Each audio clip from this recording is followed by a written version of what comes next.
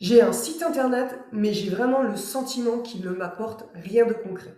Et surtout, je suis ni informaticien ni webmaster, j'ignore vraiment comment l'optimiser pour servir mon entreprise et booster ma visibilité. Alors, c'est souvent le constat des entrepreneurs face à leur site internet. Et si je te disais que toi aussi, sans aucune compétence technique, tu peux te faire connaître grâce à ton site internet. Alors, cette semaine, pour rendre les choses un peu plus concrètes, je m'appuie sur le site d'Aude Froger, coach experte en reconnexion à soi. Et donc, dans cette vidéo, je vais utiliser son site internet comme un véritable cas pratique. Alors, on va voir ensemble la première impression quand on arrive sur son site internet. On va ensuite parler de navigation et si le site est intuitif, si on trouve facilement l'information. Puis, je vais te montrer les pages essentielles d'un site internet et notamment sur cet exemple, est-ce qu'il manque des pages? On va aussi bien sûr parler de référencement naturel, le fameux SEO. C'est quoi, pourquoi et comment l'améliorer sur ton propre site sans aucune connaissance technique. On va bien sûr aussi analyser en profondeur la page d'accueil. Pourquoi? Parce que c'est vraiment la vitrine de ton site et elle doit capter l'attention du visiteur en quelques secondes. Et on va voir aussi ensemble très rapidement la notion de performance du site et comment tu peux l'améliorer de ton côté sans aucune connaissance technique. Et puis, on abordera aussi la clarté des offres et quelques notions de stratégie marketing. Alors, voici le site de Aude. Donc, le premier ressenti quand on arrive, écoute, c'est très clair. Pourquoi? Parce qu'on a bien le logo ici. En plus, c'est un logo avec ton nom et ton prénom, donc c'est plus humain. Donc, on sait de suite à qui on a affaire. On a le menu ici qui est bien présent. En plus, point très important, quand on défile au niveau de la page, le menu reste ici tout le temps présent. Donc ça, c'est vraiment quelque chose qu'il faut conserver pour qu'on puisse à tout moment pouvoir changer de page et d'avoir le menu vraiment présent à tout moment. Donc ça, c'est un très bon point. Il est sobre, épuré, c'est-à-dire que voilà, tu as un jeu de titres, de textes, d'images, etc. Mais il y a de l'espace entre tout ça. Donc ça facilite la lecture. Donc ça aussi, c'est un très bon point. Il y a aussi une harmonie entre ton logo donc, et le reste du site. Alors c'est vrai que tu as utilisé pour tes boutons la couleur verte qui est peut-être le moins présent au niveau de ton site, mais c'est pas plus mal puisque c'est ce que j'expliquais souvent dans mes vidéos. Tout ce qui est cliquable, donc les liens au niveau des boutons ou alors au niveau du texte, il faut vraiment mettre une couleur à part et que ce soit tout le temps la même. Et là, c'est ce que tu as fait. Tout ce qui est cliquable, qui renvoie vers quelque chose d'autre, ça a vraiment la même couleur. Donc ça, c'est important. Donc ça, c'est top. Les polices d'écriture, donc c'est tout ce qui est typographie. Ça, c'est très important au sein d'un site internet. Il faut éviter toutes les polices fantaisie qui sont vraiment peut-être très jolies, mais sur lesquelles on a du mal à lire. Et ça, c'est la même chose. Il faut penser que l'internaute, s'il a du mal à lire, à un moment donné, il va décrocher en termes de lecture. Donc, il va partir du site. Donc là, on est sur des polices très simples. On a deux types de polices. Une qui est différente pour les titres et donc les textes, donc les paragraphes, donc la typographie est très simple et on reste sur des couleurs neutres, donc le gris-noir, donc ça c'est top. Donc au niveau du ressenti quand on arrive, il n'y a pas de problème au niveau du site. On va maintenant parler de la navigation et de l'expérience utilisateur. Alors pourquoi c'est important? Il faut vraiment comprendre que plus le site est fluide et plus on trouve rapidement l'information, plus l'internaute va rester sur le site internet. Donc c'est vraiment important de travailler là-dessus. Alors, au niveau de la navigation, on va d'abord parler du menu. Donc, est-ce qu'il est clair ou compliqué? Donc, le menu est très clair et surtout très visible. Il est en haut à droite, donc il est à sa place, il n'y a pas de souci. Les boutons, on sait rapidement qu'on peut cliquer dessus et surtout, comme j'expliquais tout à l'heure, il est toujours visible. Donc ça, c'est vraiment top. Donc, on peut trouver facilement l'information via ce menu. Donc, l'accueil, ta coche donc pour la page à propos, qui suis-je? Reçois ton cadeau, c'est ce fameux ce qu'on appelle petit lead magnet pour qu'en fait la personne, on lui offre quelque chose qui a un impact sur lui, donc qui va résoudre entre guillemets un problème. Et derrière, on va récolter son adresse mail pour pouvoir communiquer avec lui et petit à petit lui proposer des offres payantes. Donc ça, c'est top. C'est pas souvent quelque chose qu'on voit dans le menu. C'est quelque chose qu'on voit plus souvent dans des boutons par la suite ou le fameux pop-up qui s'ouvre. Donc, mais tu l'as mis dans ton menu et il y a pas de souci là-dessus, hein. Ensuite, on a l'onglet Mes offres pour atteindre tes offres. Par contre, il va manquer certaines choses dans ton menu, donc certaines pages. On y reviendra tout à l'heure par rapport aux pages essentielles. Mais si je veux te contacter rapidement, il n'y a rien qui m'emmène vers ta page contact. Donc, autant ici, je réserve mon entretien découverte, donc qui va amener vers un calendrier pour prendre un rendez-vous. Donc ça, c'est top, mais il faut vraiment comprendre que même si toi, ton objectif, c'est en effet, je comprends bien, c'est plus d'emmener les personnes pour réserver un rendez-vous, la page contact est quand même vraiment très importante sur un site internet. Donc ça, c'est vraiment à rajouter au sein de ton site. Parce qu'il y a peut-être des personnes, et ça arrive souvent, qui ne veulent pas prendre rendez-vous de suite, qui veulent plutôt te contacter par mail, etc. Donc c'est pour ça que la page contact est importante. On verra aussi sur les petites choses qui te manquent, notamment un onglet pour arriver facilement à tes témoignages, parce que tu as pas mal de témoignages sur ton site internet. Donc ça, ce serait important de rajouter ça. Et une page aussi, un onglet aussi, foire aux questions. Donc on verra tout à l'heure l'importance de la foire aux questions et pourquoi rajouter une page foire aux questions, et notamment dans le menu. Et ce qui va me manquer aussi, tu n'en as pas, c'est le fameux blog. Donc c'est pareil, quand on a un site internet, le blog est très important, et ça c'est la même chose, on verra dans les pages essentielles. Pourquoi avoir un blog, pourquoi c'est important, et qu'est-ce que ça peut réellement apporter à un site internet. Voilà, donc même s'il manque des petites choses, donc des pages au sein de ton site, ça reste quand même fluide, c'est-à-dire qu'on sait rapidement au niveau des onglets où est-ce qu'on peut aller. Alors j'aime bien ici tes deux boutons, ici qui va ramener directement vers un entretien, parce qu'on est sûr qu'on veut s'entretenir avec toi. C'est vrai que c'est un bon truc ça. Et le petit côté j'hésite qui va en fait ramener un petit peu sur les bénéfices que tu vas apporter. Donc d'abord les problématiques de la personne qui va lire, et ensuite les bénéfices que tu peux apporter, la transformation que tu peux apporter. Et c'est vrai que ces deux petits boutons sont intéressants. C'est assez sympa.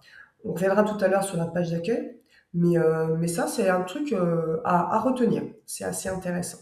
Par contre, petit point, quand on fait un lien vers un site externe, c'est-à-dire que là, on va faire des liens vers ton propre site. Ici, si je clique sur ta coach, on arrive sur une page à propos qui suis-je, pareil, qui est associée au site. Donc là, il n'y a pas de souci. On voit qu'en effet, ici, là, donc ça, ce sont les différents onglets qu'on ouvre sur un navigateur. Si je clique d'une page à l'autre, je change de page à ce niveau-là.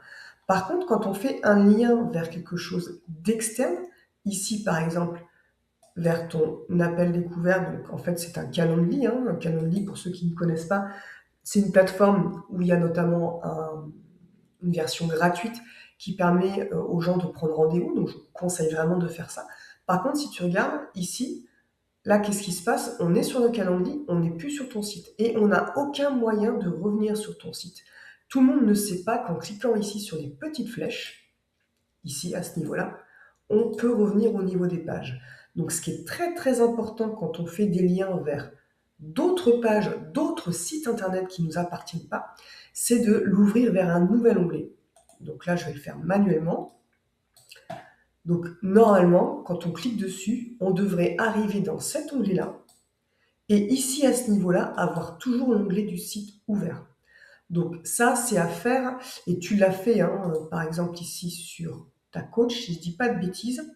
Ici, tu as différents onglets, notamment pour aller sur tes réseaux sociaux.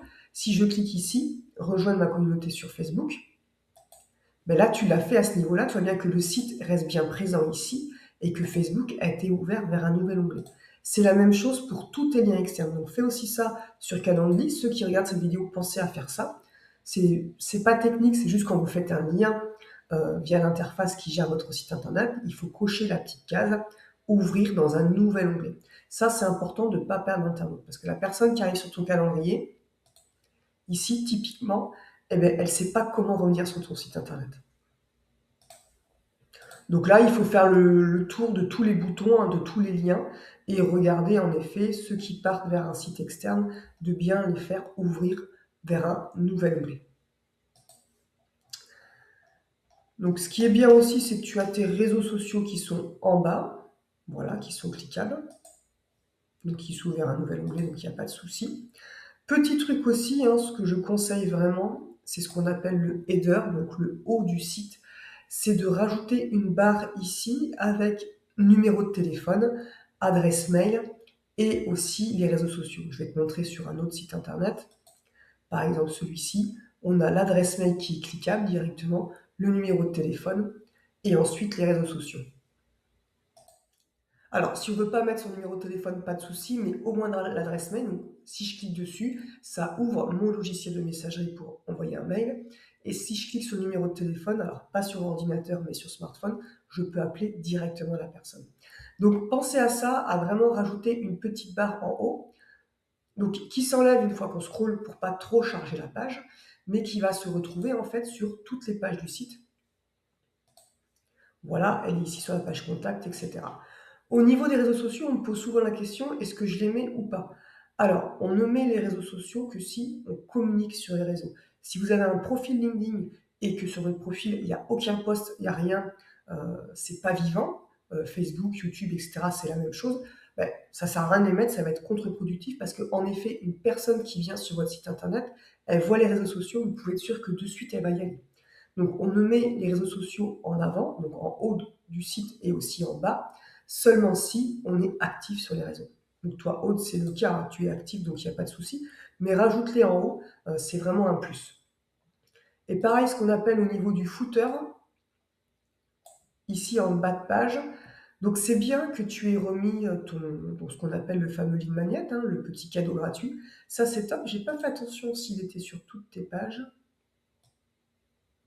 Non, mais c'est quelque chose que tu peux faire, que tu peux rajouter. Moi, c'est ce que je fais pour mes clients, de rajouter en bas la possibilité d'avoir tout le temps ton lead magnet en bas sur toutes les pages. C'est aussi un plus. Et par rapport au footer, ce que tu peux rajouter, c'est... Alors, les coordonnées, c'est pareil, l'adresse, ça dépend. Là, on met pareil une adresse si on a un cabinet, un bureau, etc. Il y a aussi beaucoup de personnes qui travaillent en ligne et qui ne veulent pas mettre l'adresse postale, il n'y a aucun souci là-dessus. Mais en bas de page, rajouter les coordonnées, le logo et un petit texte avec des mots-clés. On en reparlera tout à l'heure par rapport au référencement. Et ce qui va manquer, on va aussi en parler, c'est toutes les pages légales qui sont une obligation que tu n'as pas sur ton site internet en bas, si je dis pas de bêtises. Voilà. Donc là, il y a un footer à travailler. Donc le footer, c'est le bas du site qui va être le même sur toutes les pages. Avec, en général, on va retrouver voilà, le logo, les coordonnées, les réseaux sociaux et le lien vers les différentes pages, comme ici, des mentions légales. On va maintenant parler des pages essentielles. Il faut vraiment comprendre qu'un site internet doit être composé de plusieurs pages. On en reparlera un petit peu plus tout à l'heure dans le référencement, mais un site qui comporte une seule page est entre guillemets mal vu par Google, même si à un moment donné on avait ce qu'on appelait les sites web page, tout sur une même page. Il faut savoir que ces sites-là sont mal référencés, d'où l'importance d'avoir plusieurs pages et forcément des pages avec du contenu intéressant. Donc on a la page d'accueil, donc ça on y reviendra plus tard. Ce qui est important d'avoir, c'est une page à propos. Qui sommes-nous? Qui suis-je? Donc toi, tu l'as nommé ta coach et c'est très bien parce que du coup, tu as mis un mot-clé sur l'onglet. Donc je clique dessus et j'ai en effet donc le contenu pour en savoir un petit peu plus sur toi, etc. Donc c'est super intéressant. Donc pour ceux qui ne savent pas quoi mettre dans une page d'accueil, mais vous allez tout simplement parler de vous, de votre parcours. Vous pouvez aussi mettre, hop, sur celle-ci, votre philosophie, votre approche, etc. Donc le parcours, diplôme et formation, c'est important, notamment dans tout ce qui est coach, thérapeute, pour rassurer, pour mettre en confiance, vos atouts, etc. Donc c'est pas une page où il y a simplement 2-3 lignes, hein, c'est vraiment une page qui va nous permettre de comprendre qui vous êtes, pourquoi vous faites ça, et qui va aussi nous rassurer et nous mettre en confiance. Ensuite, qu'on retrouve sur un site internet, c'est la notion de mes offres. Alors toi, Aude, quand on clique sur ton site, donc quand on clique sur le bouton mes offres, on ne va pas arriver sur un récap de tes offres, on va arriver directement sur la page d'une offre totale. Et ça, c'est pas forcément judicieux, même si tu as peut-être envie aujourd'hui d'insister sur cette offre pour la vendre, hein, je peux le comprendre, mais c'est vraiment pas judicieux. Ce qu'il faut, c'est vraiment arriver, quand on clique sur mes offres, sur un récap des différentes offres. Par exemple, si je clique ici sur mes offres, je vais arriver sur un récap des différentes offres, avec un titre, un texte et un bouton qui me permet d'arriver sur le contenu total de l'offre. Donc pensez à ça. Mes offres, on présente plusieurs offres. Alors ça ne sert à rien d'avoir 10 000 offres, non. cet audit n'est pas fait non plus pour ça, mais en termes de stratégie, en effet, on n'a que quelques offres. Mais c'est important de les présenter d'abord en amont, on clique dessus et on va sur le détail de l'offre. Ça, c'est important. Surtout que par exemple, Aude, j'ai été sur ton profil LinkedIn et j'ai vu qu'actuellement, tu avais une offre de stage d'immersion donc pour le mois de mai. Ben, tout simplement, là, en cliquant sur mes offres et en n'arrivant que sur une seule offre, on ne voit tout simplement pas cette offre stage et immersion. Donc c'est pour ça, voilà, retravaille ça, fais juste une page qui regroupe tes différentes offres, on clique dessus et on arrive sur la totalité de l'offre. Alors, une page aussi importante, c'est plutôt une fonctionnalité importante, c'est le fameux blog. Donc, Aude, tu n'as pas de blog, à moins que je n'ai pas fait attention, mais moi je n'en ai pas vu au sein de ton site. Donc le blog, c'est quoi? Le blog, en fait, c'est une page qui va regrouper des articles qu'on va réaliser. Donc si je le montre sur ce site-là, je vais sur le blog, j'ai différents articles, et quand je clique dessus, j'ai le détail de l'article. Alors, j'ai beaucoup de personnes qui me disent « Oui, mais un blog, il faut écrire, c'est dur, etc. » Il faut vraiment comprendre qu'un blog, c'est vraiment un point essentiel sur votre site internet. Pourquoi? Puisqu'on va en reparler tout à l'heure par rapport au référencement, mais un site internet, si on n'a que des pages, on va dire entre guillemets des pages statiques, la page d'accueil, coach, mes offres, etc., ce sont des pages où on va rarement changer le contenu. Voilà, on va peut-être modifier un petit peu, mais c'est ce qu'on appelle des pages statiques, c'est-à-dire que le texte va rester quasiment le même. Et ce qui se passe, c'est que pour bien référencer votre site internet, donc pour que quand on tape des mots-clés sur Google, votre site soit bien positionné, si vous restez avec un site statique, c'est-à-dire un site qui ne bouge pas, ben, à un moment donné, même si votre site est bien référencé au début, il va commencer petit à petit à dégringoler. Et Google passe régulièrement sur les sites internet. Il va scanner régulièrement les sites. Et lui, ce qu'il aime, ce sont les sites qui bougent. Et comment faire bouger un site? On va tout simplement le faire bouger, notamment avec un blog, en mettant des articles régulièrement. C'est pour ça qu'un blog est vraiment très important pour un site internet, parce qu'il va permettre de montrer que le site vit et que tu es actif sur ton site. Alors, ça peut paraître compliqué comme ça, mais vous allez voir que tout ce qui est nouveau est forcément un petit peu difficile, mais à force de rédiger des articles, vous allez voir que c'est beaucoup, beaucoup plus simple. Et surtout, ce qu'il faut comprendre aussi, on y reviendra un petit peu tout à l'heure dans le référencement, mais c'est que les personnes, quand elles tapent des mots-clés sur Internet, quand elles font des recherches, elles ne vont pas arriver sur des posts LinkedIn, Instagram ou Facebook, elles vont arriver sur des sites Internet, à savoir des différentes pages, mais aussi des articles. Et je vais vous montrer un exemple concret. Donc là, par exemple, je vais aller sur Google, je vais faire une recherche, comment choisir ces mots-clés sur sa page d'accueil. Donc l'internaute a beaucoup de questions sur Internet. Et qu'est-ce qui se passe ici? Vous avez différents sites, donc on n'a pas de post LinkedIn, Instagram, Facebook ou ce que vous voulez, ce sont vraiment des sites Internet. Et en fait, ce qui se passe, c'est que sur ce style de mots-clés, donc sur cette requête, eh bien, c'est tout simplement un article de mon blog qui arrive en premier.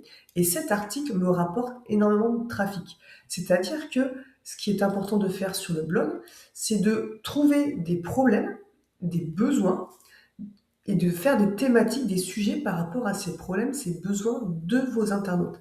Et vous allez pouvoir réussir petit à petit à avoir vos articles de blog qui vont bien se positionner.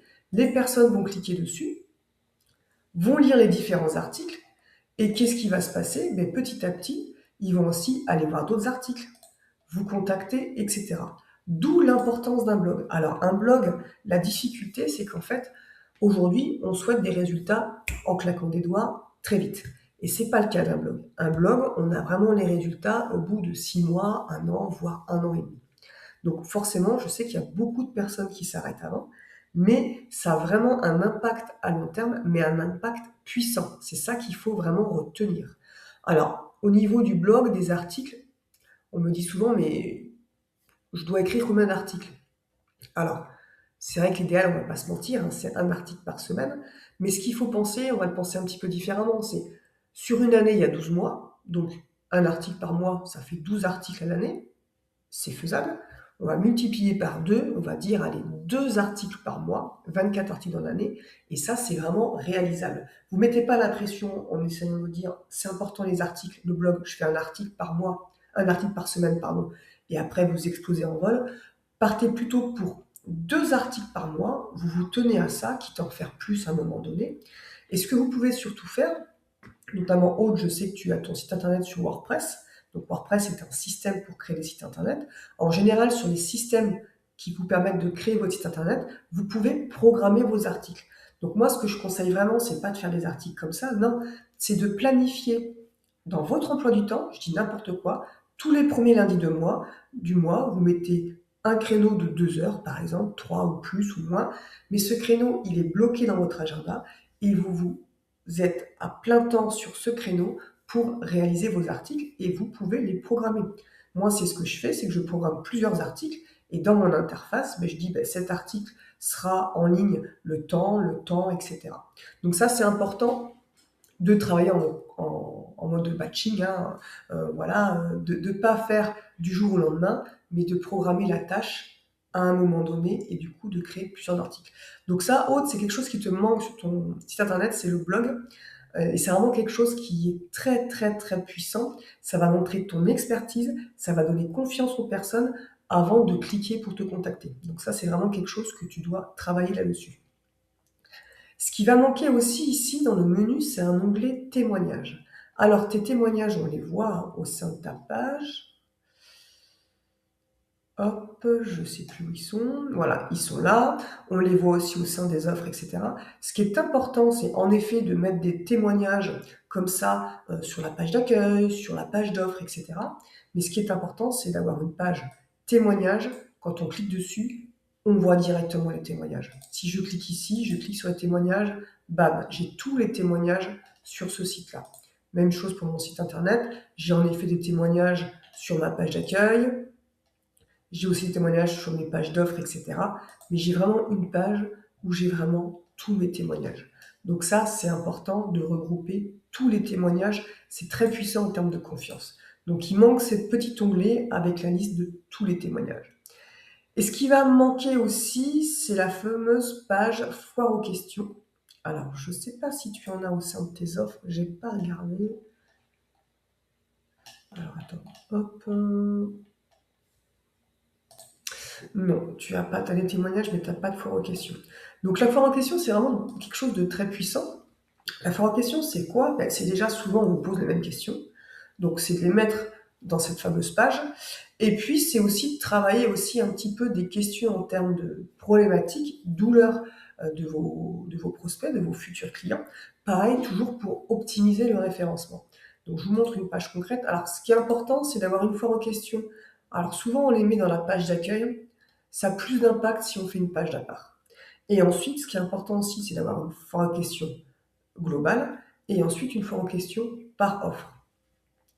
Donc ici, par exemple, sur cette foire aux questions, hop, j'ai ici question-réponse, question-réponse. Alors si techniquement vous ne savez pas faire ce petit truc-là qui s'ouvre tout seul, vous ne prenez pas la tête, hein, vous mettez le titre question et en texte la réponse. Question-réponse, question-réponse, il n'y a pas de souci. Mais là, ça permet vraiment aussi à l'internaute d'aller un petit peu plus en profondeur, de prendre confiance, etc. Par exemple, l'hypnose, c'est quoi concrètement? Ça peut aussi quelque chose qui peut être tapé sur Google et ça peut aussi votre page foire aux questions qui peut être tout simplement bien référencée au sein de Google et vous ramener aussi des personnes. Et ce qui est important aussi à savoir, c'est qu'il y a un type de référencement qui est en train de naître, c'est ce qu'on appelle le GEO, c'est-à-dire que c'est le référencement via l'IA. Il y a beaucoup de personnes qui font des recherches maintenant directement via l'IA, ChatGPT ou autre, et du coup elles posent des questions. Et le fait d'avoir une foire à questions va aussi permettre d'optimiser votre site dans les résultats de l'IA. Donc ça, c'est important. Et comme je le dis tout à l'heure, ce qui est important, c'est d'avoir une foire aux questions globale et derrière d'avoir une foire aux questions par offre. Donc là, par exemple, je suis sur une offre spécifique et à un moment donné, j'ai les questions fréquentes. Et là, vous voyez, j'ai pas de notion de technique, hein. Il y a le titre, la réponse, le titre, la réponse, etc. Donc ça, c'est important à rajouter sur le site internet. Donc on a parlé donc l'accueil, à propos, prestations, blog, témoignages, foire aux questions. Et il y a une page qui manque, c'est la page contact. Alors je sais qu'il y en a beaucoup, hein, comme toi, Aude, qui ne mettent pas de page contact parce que leur objectif, c'est vraiment que la personne passe par le fameux calendrier, hein, le fameux calendrier pour réserver un appel directement. Mais sache que tu risques de perdre des personnes en ne mettant pas la page contact. C'est pour ça. Il y a des personnes qui, avant de réserver un entretien, ont besoin de poser des questions par mail, etc. Donc, pensez toujours à rajouter un onglet contact. Donc, la page contact, qu'est-ce qu'on a sur cette page? Eh bien, on peut avoir le fameux bouton prendre rendez-vous. On a forcément les coordonnées. Alors, les coordonnées, suivant ce que vous voulez mettre, il y a forcément l'adresse mail, numéro de téléphone, c'est à voir. Et pareil, l'adresse de votre bureau, cabinet, c'est pareil, c'est à vous de voir si vous voulez mettre. Et forcément, on a un formulaire à côté, avec le moins de champs possible. Plus vous avez de champs, moins la personne va remplir le formulaire. Par contre, il y a des personnes qui préfèrent remplir un formulaire et des personnes qui préfèrent directement contacter via leur logiciel de messagerie. C'est pour ça qu'on laisse les deux possibilités, c'est pour ça que c'est important d'avoir la page contact. Et ensuite, quand on a un bureau, cabinet, etc., on peut rajouter le fameux plan Google Maps. Et quand on clique dessus, moi c'est ce que je fais, ça permet d'arriver sur Google et de calculer l'itinéraire, tout simplement. Donc la page contact, elle n'est vraiment pas à négliger, elle est vraiment très très importante. Alors un petit point au niveau des mails. Quand on a un site internet, donc on a une adresse du site, hein, là c'est hautefroger.fr, et donc du coup on peut créer une adresse mail liée à au site. Par exemple, moi, mon adresse mail, mon site internet, c'est accro-web.com et mon adresse mail derrière, c'est contact@accro-web.com. Ou on peut être un peu plus humain en mettant, j'aurais pu mettre claudia@accro-web.com. Il faut comprendre que c'est très très important d'avoir une adresse professionnelle liée à votre nom de domaine. Parce que voilà, c'est plus professionnel d'une part. Donc toi, Aude, si je dis pas de bêtises, je crois que c'est pas... Voilà, c'est une adresse Gmail. Donc c'est plus professionnel d'avoir une adresse liée à son nom de domaine. Les gens vont plus facilement cliquer, notamment quand on fait de la prospection, etc. Et surtout, en termes de délivrabilité, c'est un gage de confiance, si vous voulez. Vos mails vont arriver moins en spam, etc. Donc c'est pour ça que c'est vraiment important. C'est beaucoup plus pro. Donc Aude, ce serait super si tu pouvais te créer une adresse mail. Donc c'est très simple, hein. C'est sur l'interface qui t'a permis qui héberge ton site et où tu achètes ton nom de domaine. Tu as juste une adresse mail à créer. Et je vous dis, ça fait vraiment la différence en termes de contact. Alors, on a vu les pages essentielles, maintenant on va voir les pages légales. Quand on a un site internet en ligne, on a des obligations légales. Et qui dit loi dit amende derrière si on ne le met pas en place. Alors, comme je dis toujours, attention, je ne suis pas juriste, je ne suis pas avocate, je suis là pour te donner des conseils, des informations. Donc, mais comme c'est ton site internet, et pour ceux qui regardent cet audit de site, vous vraiment, de votre côté, vous renseigner sur les données que vous devez mettre, sachant que les données peuvent changer suivant le secteur d'activité, le type de site, etc. Donc là, Aude, tu n'as aucune page légale sur ton site, donc ça, ce serait bien de le rectifier rapidement. Donc je vais vous montrer sur mon propre site internet quelles sont tout simplement les pages qu'il faut. Donc vous allez sur mon site internet, je ne vais pas rentrer dans le détail du contenu parce que sinon on va y passer des heures. Donc vous allez en fait tout en bas de mon site internet, en général, voilà, c'est une petite ligne qu'on met en bas pour qu'elle soit facilement cliquable. Il y a 3 pages. Il y a la page mention légale, politique de protection des données et la charte d'utilisation des cookies. Hop, voilà, ce sont ces fameuses 3 pages. Alors, ces 2 pages, politique de protection des données personnelles ou politique de confidentialité, et la page charte d'utilisation des cookies, le contenu de la charte ici peut être dans celle-ci. Souvent, on tombe que sur 2 pages. Moi, j'ai choisi d'en mettre 3, mais il n'y a pas de souci si vous mettez le contenu de ce texte ici. Alors, par rapport à la page mention légale, ça va tout simplement montrer qui tu es. C'est qui l'entreprise qui gère ce site internet. Donc, on doit retrouver l'adresse du siège social, on doit retrouver le numéro de SIRET, la personne qui gère l'entreprise, numéro de téléphone, mail, etc. Donc on a vraiment toutes les informations sur l'entreprise. On a aussi le directeur de publication, donc il doit être une personne qui gère en fait entre guillemets le contenu de ce site internet, ça c'est important. Donc comment il est conçu, c'est pas forcément une obligation. Par contre, ce qui est une obligation, c'est l'hébergement. Où est hébergé le site? Donc je rappelle, l'hébergement c'est quoi? Vous payez une entreprise en fait où sont stockés les fichiers, les dossiers de votre site internet pour fonctionner. Donc soit là, on doit impérativement mettre chez qui c'est hébergé, avec l'adresse, et leur lien vers aussi leur propre politique. Ça, c'est important. Moi, par exemple, j'ai aussi des pages, c'est aussi ton cas, Aude, qui sont faites, donc là, mon site est fait sur WordPress, et j'ai des pages qui sont faites sur System.io. Et donc, toutes mes pages qui sont réalisées sur System.io, donc c'est une plateforme spécifique, je l'ai aussi indiqué là-dessus. Donc après, il y a tout ce qui est propriété intellectuelle. Donc je vous laisse vraiment regarder en fait cette page. Vous allez en bas de mon site internet, vous cliquez sur mention légale et vous regardez ce qui est à l'intérieur. Et ce qui est important aussi de noter, ce sont les crédits photos. Toutes les photos qu'on a sur un site internet, il faut à un endroit, donc le mieux c'est dans les mentions légales, noter à qui appartient cette photo. Et si par exemple on l'a prise sur un site spécifique, par exemple si je clique ici, ben, je fais le lien et je mets le nom de la personne. Donc ça c'est important de faire tout ce qui est crédit photo.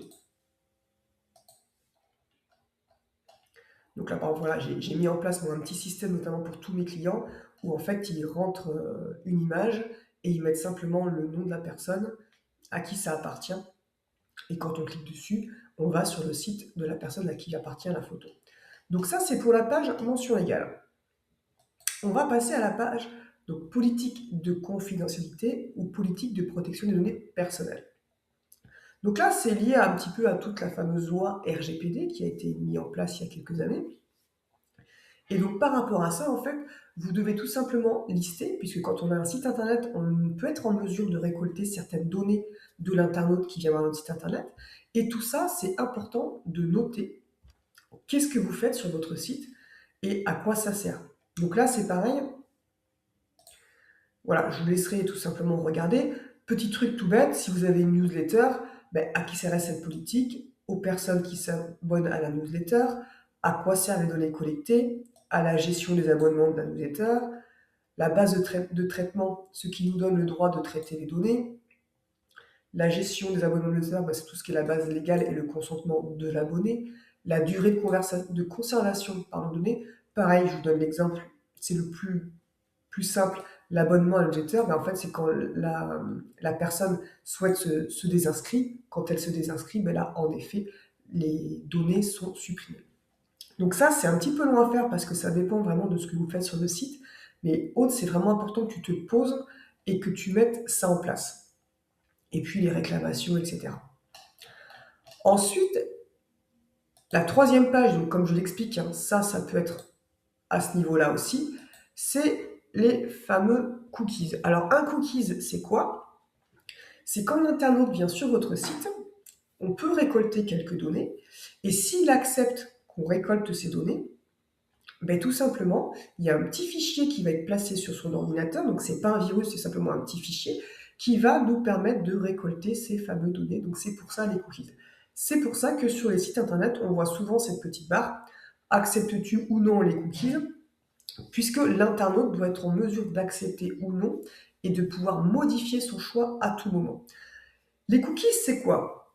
Exemple très concret, quand on a un site internet, souvent on a des statistiques.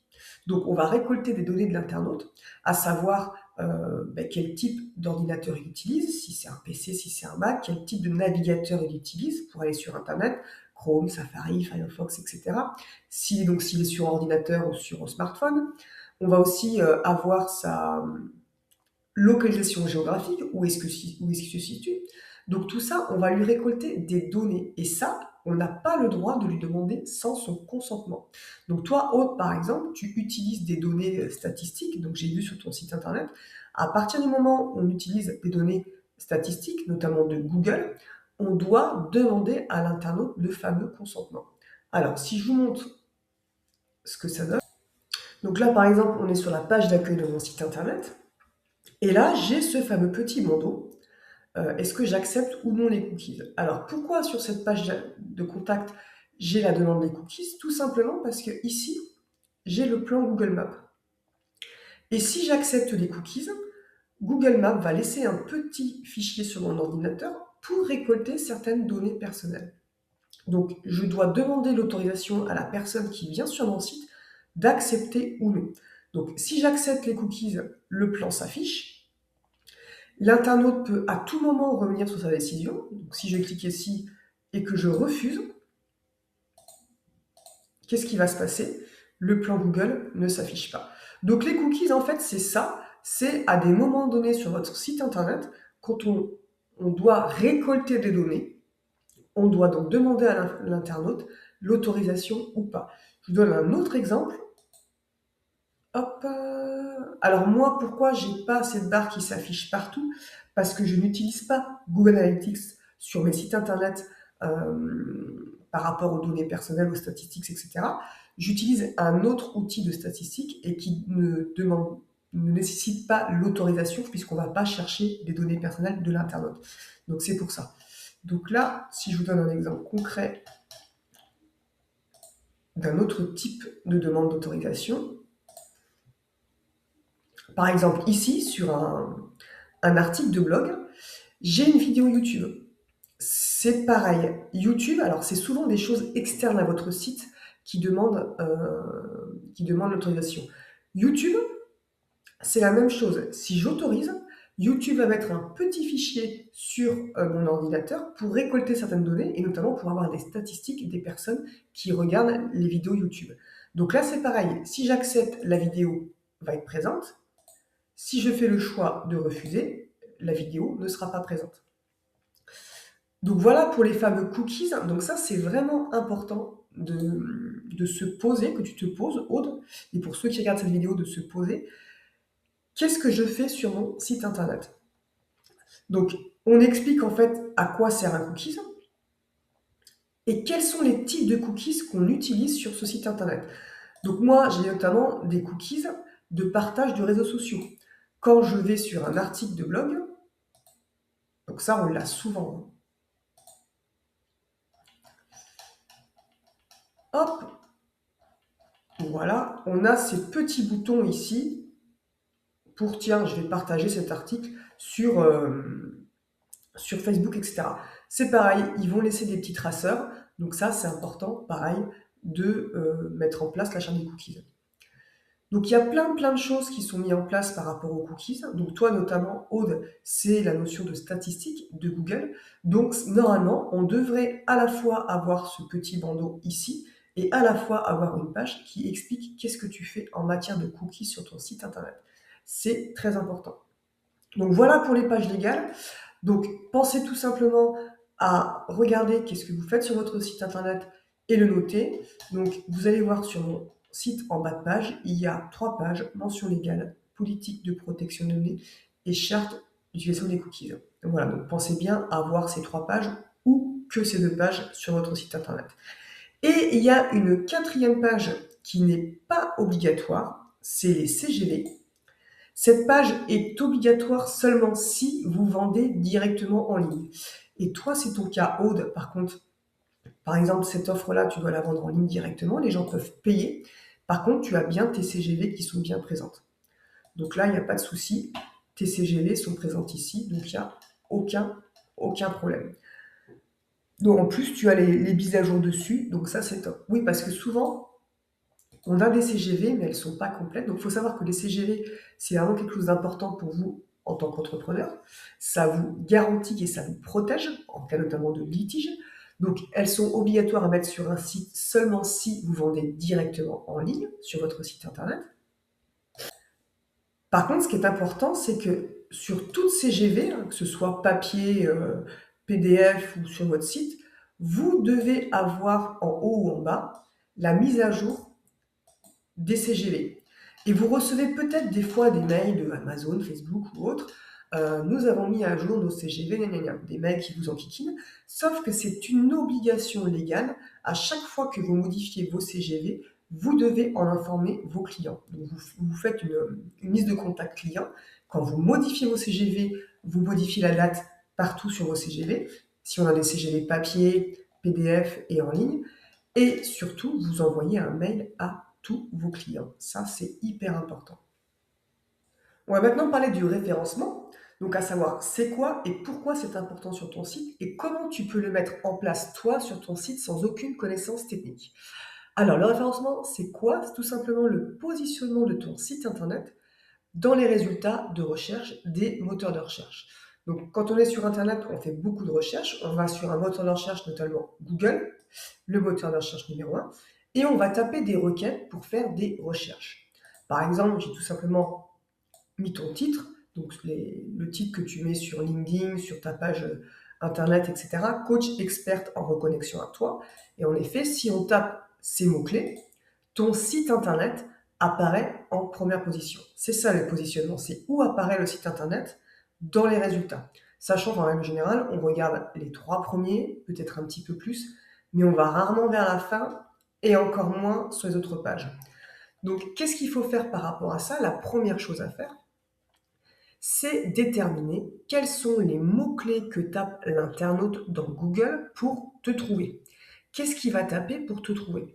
Et il faut vraiment faire une liste de mots-clés assez large. Et en fait, il y a 3 types de mots-clés.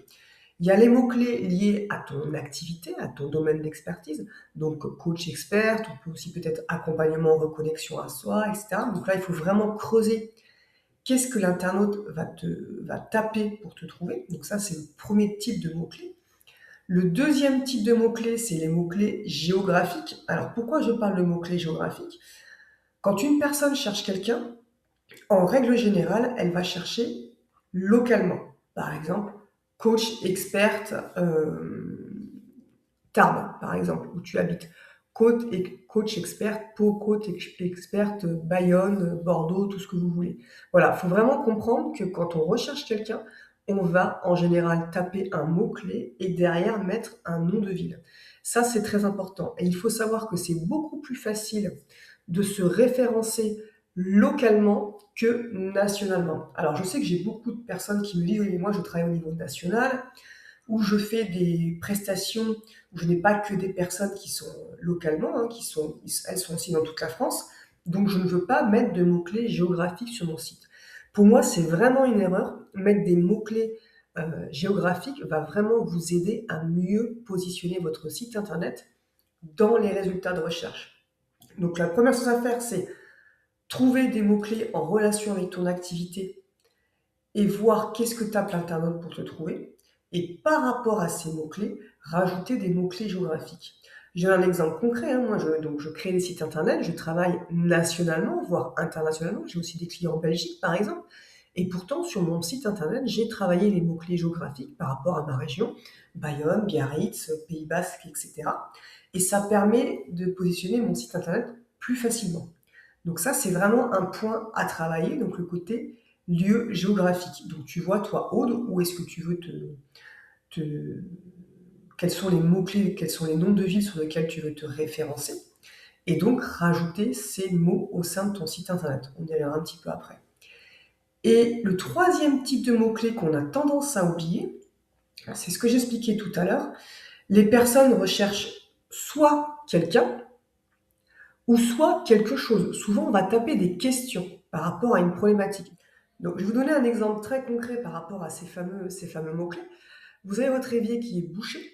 Vous avez 3 types de mots-clés que vous allez pouvoir taper dans Google pour trouver une réponse à votre problème. La première, c'est tout simplement taper un plombier. Vous cherchez une activité, quelqu'un qui pourrait vous aider à déboucher votre évier. Le deuxième type de mot-clé, oui, mais vous allez vouloir un expert localement. Donc vous allez taper plombier, suivant où vous êtes, plombier Bordeaux, par exemple. Et là, vous allez avoir une liste de plombiers qui va apparaître. Et il y a un troisième type de mot-clé, donc le côté question. Vous allez tout simplement taper comment déboucher mon évier. Et vous allez avoir un certain nombre de réponses pour déboucher votre évier. Donc c'est voilà, c'est un peu brut, mais c'est vraiment pour vous faire comprendre qu'il y a ces fameux 3 types de mots-clés et que ces mots-clés, il faut vraiment les travailler. Et au niveau des questions, c'est très puissant parce que beaucoup de personnes vont taper des mots-clés. Donc, à toi de voir. Donc, sur ton site internet, tu as quand même souvent des mots relatifs aux douleurs, aux problématiques de tes clients. voilà, tu as des difficultés à te faire confiance, à stopper les pensées qui tournent en boucle, etc. Donc ça, c'est pas mal. Tu as l'impression de courir en permanence, de jamais en faire assez. Il faut aller un petit peu plus en profondeur et taper sous forme de questions. euh, Comment prendre confiance en moi? Enfin voilà, je dis des choses un petit peu trop bateau, il faut creuser un petit peu plus. Mais l'idée, c'est vraiment ça, c'est de trouver toutes les questions que l'internaute se pose et qu'elle tape dans Google pour trouver une solution, une réponse à cette question. Et donc lister toutes ces questions. Alors vous allez me dire, oui, mais qu'est-ce que je fais de tous ces mots-clés? Une fois qu'on a travaillé tous ces mots-clés, donc les 3 types de mots-clés, il va tout simplement falloir retrouver ces mots-clés au sein du site internet. Pourquoi? Parce que Google va scanner ton site et va scanner toutes les pages de ton site internet. Et s'il retrouve ces mots-clés régulièrement, pas simplement une fois, mais régulièrement, il va se dire, ah ok, mais ce site parle de l'accompagnement, reconnexion, etc. Je vais le positionner dans les résultats de recherche. Par exemple ici, accompagnement, reconnexion, c'est peut-être un mot-clé qui pourrait être intéressant pour toi, Aude, donc à creuser un petit peu plus au niveau de ton activité. Et peut-être qu'en mettant le terme accompagnement, peut-être qu'en effet, tu pourrais avoir des personnes qui cliquent sur ton site pour apprendre à te connaître et voir ce que tu proposes. Donc une fois qu'on a vraiment travaillé sur ces 3 types de mots-clés, on va les positionner au sein de son site internet et il va falloir en fait hiérarchiser chaque page de son site internet. C'est-à-dire qu'on ne va pas lancer du texte comme ça. Non, on va faire des titres, des sous-titres, des paragraphes, etc. Parce que ce qu'il faut savoir, c'est que quand Google scanne ton site internet, il va scanner en fait ce qu'il y a sous le capot. Donc par exemple, si toi, tu as mis que des paragraphes au sein de ton site internet et même que si en termes de design, tu as mis le paragraphe en haut plus gros que le paragraphe qui est en dessous, etc., et que tu as changé les couleurs, etc., la typographie, ça ne va rien changer pour Google. Lui, il a besoin que ce soit hiérarchisé en termes de titre, titre 1, titre 2, titre 3, titre 4, paragraphe, etc. Ça, c'est très important puisque chaque élément est dans ce qu'on appelle une balise, c'est-à-dire que le titre 1 est dans une balise qu'on appelle H1, le titre 2 dans une balise H2, etc. Le paragraphe est dans une balise P, et Google, c'est ça qu'il va voir. Et pour lui, c'est très important que tu hiérarchises ton site internet comme un rapport de stage, un mémoire, etc. Donc, je vais te montrer concrètement sur ce site-là, et on le verra aussi plus en profondeur tout à l'heure sur la fameuse page d'accueil. Mais en gros, toutes les pages de ton site internet vont commencer par ce qu'on appelle le H1, le titre 1. Il n'y en a qu'un seul par page, c'est celui qui est tout en haut. Et en fait, quand tu crées une nouvelle page, un nouvel article sur ton interface de site internet, c'est en général, quand tu fais ajouter, c'est le titre que tu mets en haut. Ça, c'est le fameux titre 1. Donc, et là, tu vois, techniquement, mon titre 1, il est là. Mais techniquement, il est là, mais visuellement, il est plus petit en termes de typographie, de police, etc., que le titre 2. Mais ça, c'est pas grave. Lui, Google, il voit que ça, le premier titre, c'est un titre 1, et ça, c'est important. Ton titre 1, il n'y en a qu'un, il est tout en haut. Alors, si je regarde sur ton site, donc ton site ici, c'est bien en effet un titre 1, et en dessous, on passe directement à ce qu'on appelle un titre 4. Donc, j'ai des outils qui permettent de voir comment tu es hiérarchisé. Et en fait, ça, c'est pas bon. Google ne va pas apprécier que tu passes du 1 au 4. Lui, c'est important de faire 1, 2, 3, 4, tout simplement. Donc, ou 1, 2, 3, 4, 5, 6, etc.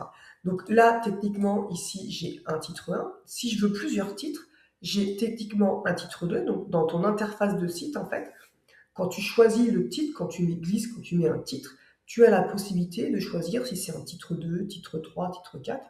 Et c'est à ce niveau-là que toi, tu mets titre 2. Visuellement, tu peux en faire ce que tu en veux, mais c'est important que ce soit hiérarchisé. Titre 1, titre 2, titre 3, et là j'ai un titre 3. Titre 1, titre 2, titre 3, je vais y arriver.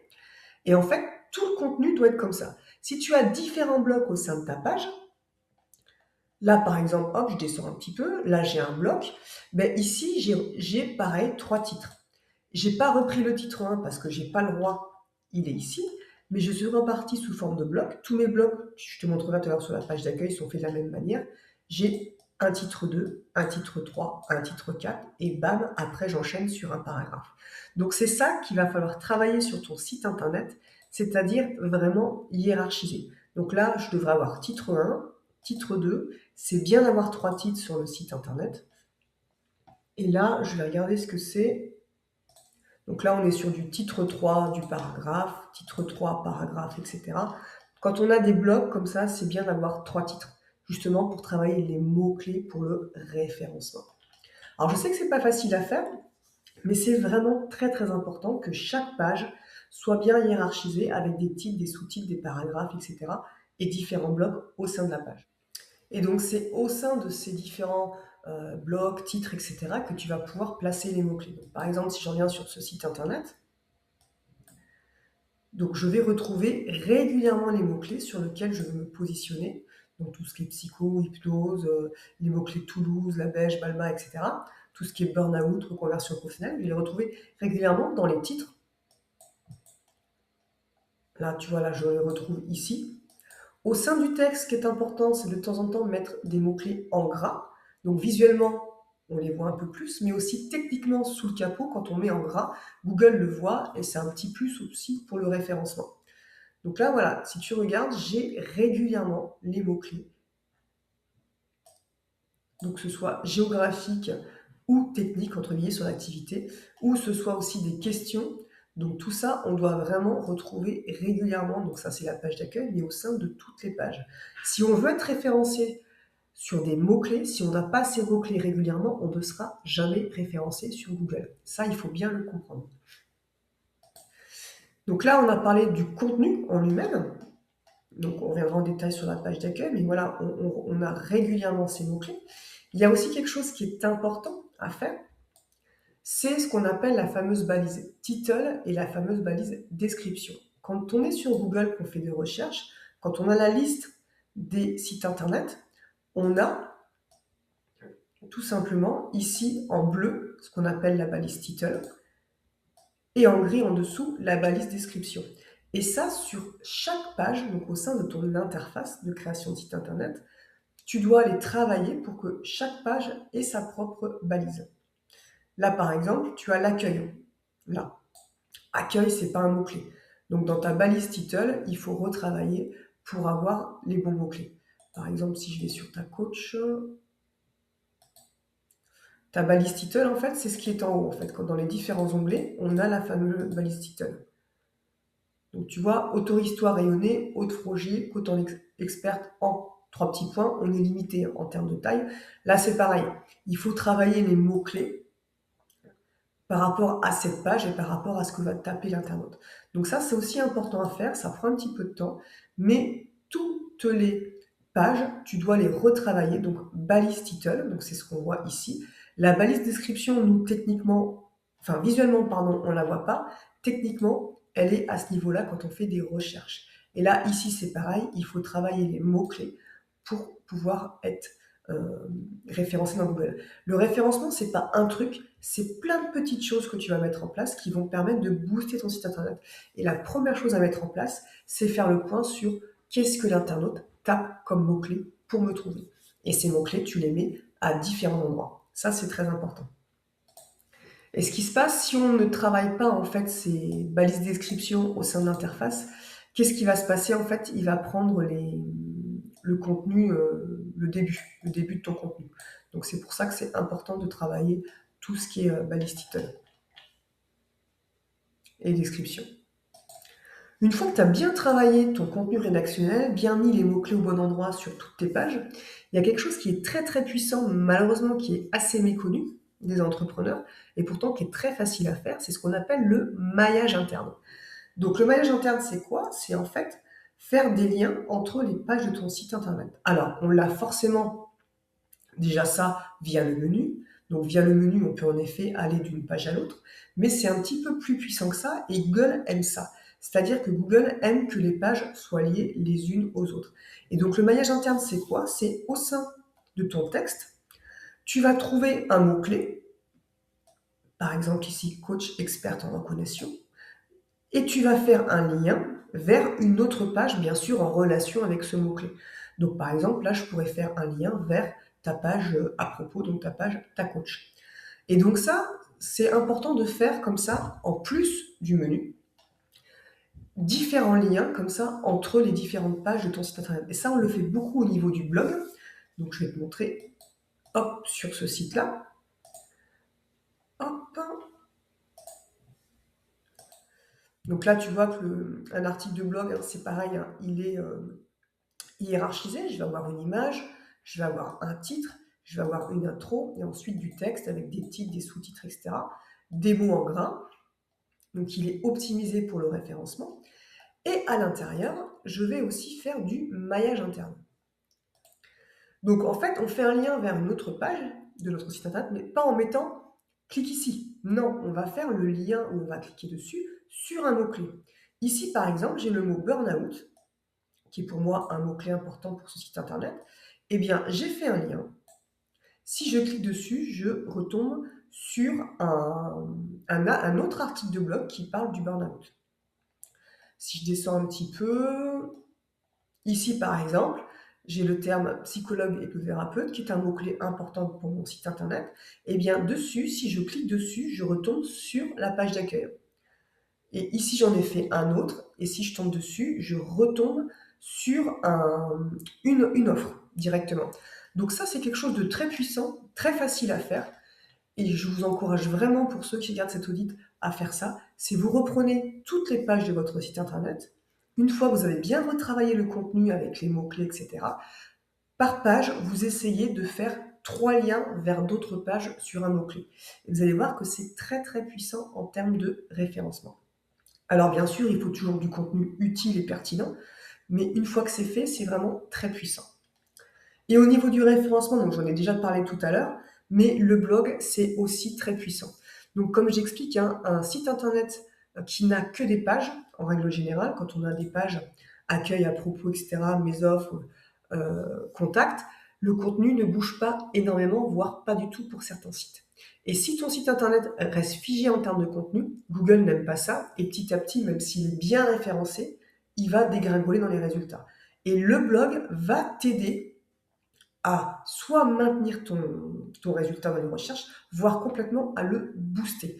Donc ça, c'est important de faire des articles régulièrement.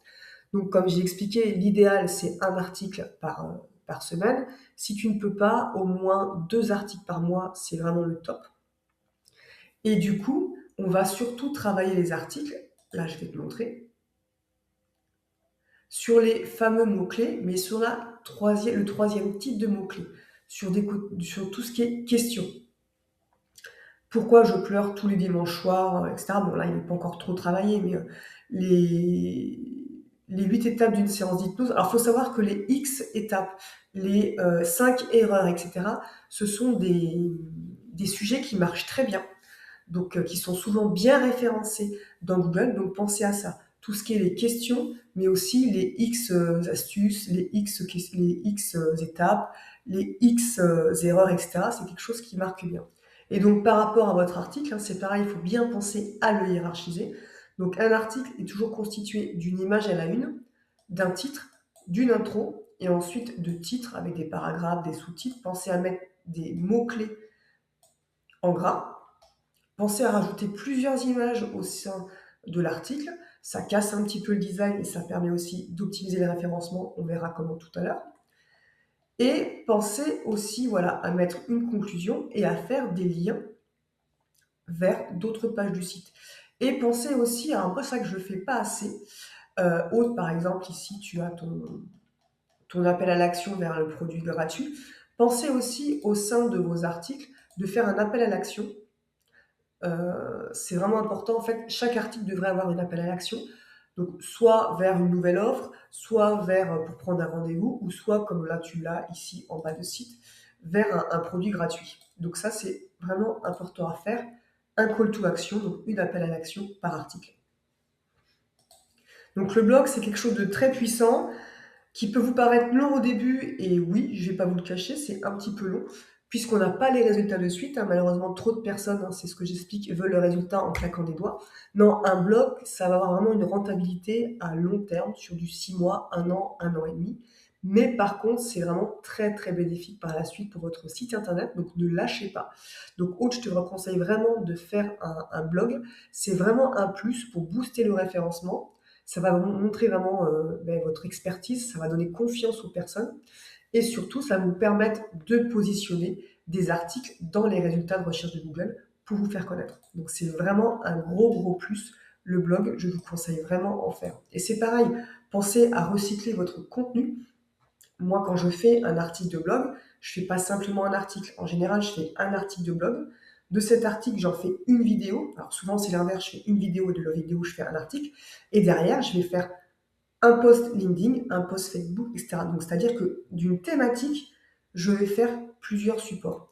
Alors attention, par contre, je ne fais pas du copier-coller en termes de contenu entre mon article, euh, mon post LinkedIn, etc. Non, il faut toujours modifier le contenu. Pourquoi? Parce que si vous avez du contenu qui est le même sur différents sites, Google va le voir, même si c'est votre propre post LinkedIn, votre propre article de blog, etc.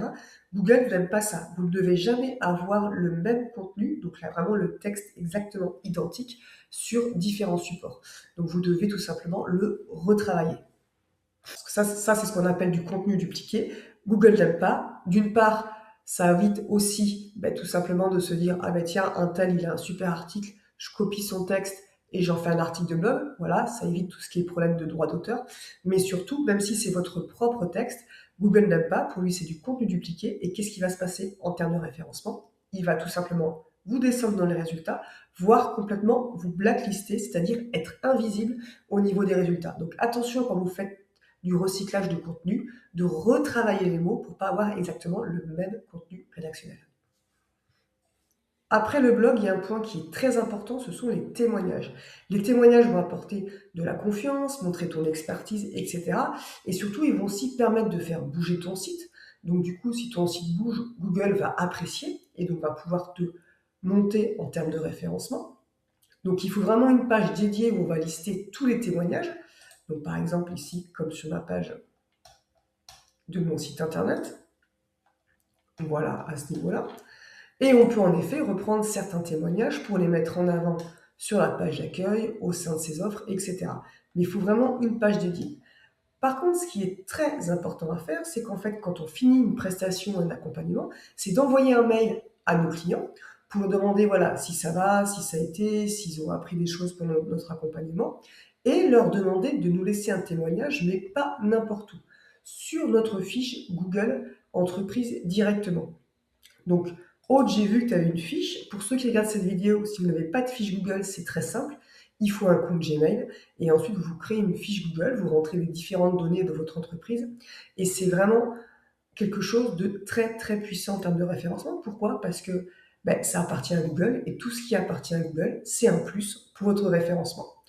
Donc au niveau des avis, il faut à chaque fois demander tout simplement aux personnes de laisser un avis directement sur ta fiche Google. Et à partir de ça, on va récupérer les avis. Hop, par exemple celui-ci. Alors tout à l'heure, je vous ai parlé de contenu dupliqué. En effet, on ne peut pas copier-coller du texte comme ça, hein, même si les avis nous appartiennent. Donc qu'est-ce qu'on va faire? C'est qu'on va copier tous les avis qui sont sur notre site Google. Donc comment on copie? C'est très simple, hein. On sélectionne, on fait avec la souris un clic droit et on clique sur copier. Ou alors on sélectionne tout et avec le clavier, on appuie sur la touche CTRL puis C ou commande C sur Mac. Ensuite, on va aller sur son site internet, sur son interface, donc là où on met tous les témoignages. Et comme je vous expliquais, si on copie-colle du texte comme ça, Google va s'en rendre compte, il ne va pas aimer. Donc ce qu'il faut, je vais vous montrer là par exemple sur l'interface, donc ça va dépendre de ce que vous utilisez, mais grosso modo, en fait, il faut trouver ce qu'on appelle un bloc de citation. Hop, on ajoute un bloc de citation et on va coller le texte. Donc pour coller le texte, on fait soit un clic droit avec la souris, coller. Il faut mieux faire coller en texte brut. Hop, soit on fait avec le clavier CTRL-V ou commande-V. Et donc le fait de mettre dans un bloc de citation, quand Google il va scanner votre site internet et les pages, il va voir que c'est du contenu dupliqué parce qu'il analyse tous les sites du monde. Par contre, il va voir que c'est entre une balise, ce qu'on appelle une balise bloc-notes, une balise de citation. Donc il va se dire, ah oui, ce texte, c'est du copier-coller, mais la personne me montre qu'elle a copié le texte et qu'elle le sait et qu'elle l'a mis dans une bloc de citation. Donc du coup, ce n'est pas considéré comme du contenu dupliqué. Alors par contre, attention, c'est vraiment trouver ce bloc de citation, donc les guillemets. Ce n'est pas je rajoute un paragraphe et je mets des guillemets avec mon clavier. Non, Ça ne marche pas du tout, d'accord? C'est vraiment trouver au sein de l'interface de gestion de votre site internet, que ce soit sur WordPress, Wix ou autre, ce fameux petit bloc de citation. Donc ça, c'est important vraiment d'avoir tous les témoignages sur son site internet. Par contre, ça a beaucoup plus d'impact de demander au client de les mettre directement sur la fiche Google. Ça va permettre de booster votre fiche Google et aussi de booster votre référencement.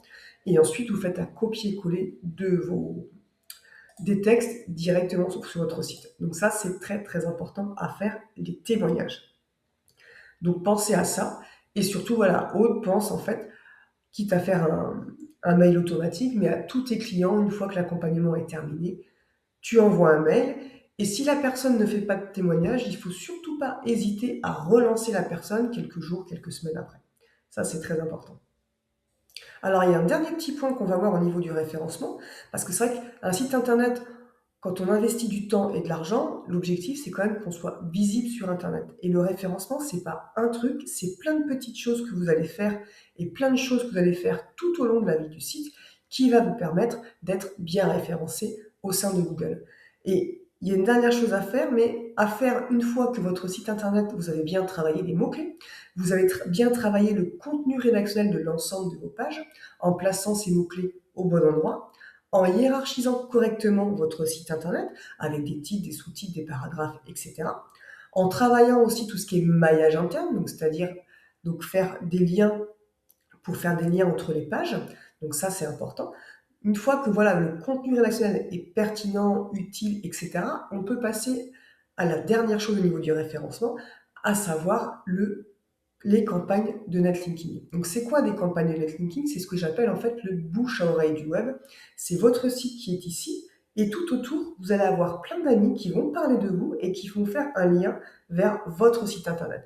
Et ça, Aude, c'est vraiment quelque chose de très puissant et qui permet vraiment de remonter dans les résultats de recherche. Par contre, comment on fait ça? En fait, c'est tout simplement de trouver des sites internet sur la même thématique que toi, des choses comme ça, et de leur demander de faire un article sur toi, ou de leur proposer carrément un article que toi tu fais et qu'ils vont mettre sur leur site internet. Donc l'article va parler de toi, de ce que tu fais, etc. Et au sein de cet article, il va y avoir un lien pour cliquer et arriver sur ton site internet. Et ce fameux lien, c'est la même chose que le maillage interne. On ne fait pas un lien en marquant cliquez ici pour aller voir le site d'Aude. Non, on va faire un lien directement sur le mot-clé. Ça, c'est très important. Donc, c'est ce qu'on appelle le backlink, le lien sur le mot-clé. Sinon, en fait, ça ne sert strictement à rien. Il y a aussi une chose qui compte, c'est la popularité du site qui va tout simplement te faire un lien vers ton site. Je donne un exemple très concret. Si c'est le journal local de ta commune de 300 habitants qui te fait un article sur son site et qui fait un lien qui pointe vers ton site, ça aura beaucoup moins d'impact que si c'est le site du Courrier international ou du Monde. Voilà, pour vraiment comprendre le côté popularité. Donc ça, ce qu'on appelle donc ces campagnes de netlinking, donc c'est quelque chose moi, que je réalise pour mes clients. Il y a aussi des plateformes spécialisées qui font ça. Tu peux toi aussi, comme j'explique, demander à droite à gauche des personnes de faire un article sur toi ou carrément leur proposer, toi tu rédiges l'article et ils le mettent en ligne sur leur site internet. Mais c'est vraiment quelque chose de très puissant, mais vraiment à faire vraiment quand ton site, en termes de contenu, il est propre. Il a bien été travaillé en termes de mots-clés. Sinon, ça n'aura pas beaucoup d'impact au niveau du référencement. Alors, on me demande souvent, ok, mais combien faire de liens? Alors, ce qui est très important à comprendre, c'est que si tu fais, par exemple, ok, Claudia, elle m'a dit que les campagnes de netlinking, c'était important, je fais 100 liens aujourd'hui, et après, tu fais plus rien. Qu'est-ce qui va se passer? Google va voir que tu vas essayer de lui forcer la main en termes de référencement, et il n'aime pas ça. Donc, si tu fais trop de backlinks d'un coup, donc trop de liens, qu'est-ce qui va se passer? Ça va faire l'effet inverse, il va te déclasser en termes de référencement, voire complètement te squeezer, te blacklister et tu ne seras plus visible sur Google, sur Internet. Donc attention à ça, il faut y aller avec parcimonie et surtout en faire tout au long de la vie de ton site. Alors il n'y a pas de nombre type à faire de liens. Pourquoi? Parce que ça va dépendre de ton activité, de la concurrence, etc. Moi, je dis grosso modo qu'un minimum de 20 liens par an, c'est quelque chose de correct. Après, voilà, on peut en faire beaucoup plus suivant la concurrence, suivant ton type de site, ton type de clientèle, etc. Mais au minimum 20 liens, ça permet de stabiliser le référencement de ton site et de le booster aussi. Donc ça, c'est vraiment important à faire. Mais voilà, il faut aussi le faire pas d'un seul coup, il faut le faire complètement étalé sur ton année et pas faire 20 liens comme ça. Ça, c'est très très important. Donc voilà pour le référencement, c'est vrai que je passe beaucoup de temps dessus, mais c'est quelque chose qu'on entend beaucoup parler. Donc là, je parle vraiment du référencement naturel, hein, de mettre en place des choses gratuites pour que ton site soit bien positionné. Mais il y a plein de petites astuces comme ça que tu peux mettre en place pour booster ton site. Et il faut vraiment, dans un premier temps, vraiment trouver les bons mots-clés. Qu'est-ce que l'internaute va taper sur mon site pour me trouver? On va maintenant parler de la page d'accueil. Et le fait d'avoir parlé du référencement juste avant, tu vas en fait mieux comprendre maintenant comment ajuster et hiérarchiser le contenu de ta page d'accueil. Donc la page d'accueil, c'est vraiment une page qui est très importante à ne pas négliger. Et c'est une page en fait qui doit être relativement longue. On parle au minimum de 1500 mots. Alors on n'est pas 1500 mots comme ça. On va faire des blocs comme tu as fait, hein, justement, avec des titres, des sous-titres, etc., des images, etc. Donc ça, c'est très bien fait. Et pourquoi cette page d'accueil est relativement longue? Parce qu'elle doit répondre à la fois à l'internaute et à la fois au Google, et elle doit répondre aux questions donc qui, quoi, où, comment, pourquoi, et voir combien en termes de prix, etc. Et elle doit vraiment capter l'attention dès le début. Et ça, c'est vraiment très important de travailler la page d'accueil en profondeur. Donc, par rapport à ta page d'accueil, mais écoute, on a en général ce qu'on appelle la promesse. Donc, toi, c'est vrai qu'on a ta promesse ici avec, tu as la sensation de courir à la longueur de journée, d'être débordé, etc. Donc un petit peu le problème, la douleur des personnes. Moi, ce que j'aime bien, ce sont vraiment tes deux boutons d'appel à l'action. C'est hyper intéressant. Par contre, comme je te l'ai dit, là, il faut absolument que ça s'ouvre dans un nouvel onglet pour ne pas perdre ton site. Et le côté j'hésite qui permet en fait d'arriver sur un petit texte qui va plus parler de la douleur et toi derrière ce que tu peux apporter en termes de transformation.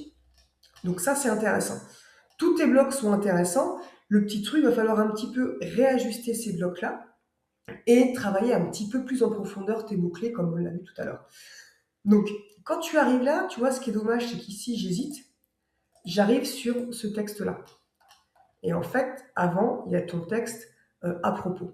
Ton texte à propos, il ne doit pas arriver de suite, il doit en effet arriver un peu plus loin.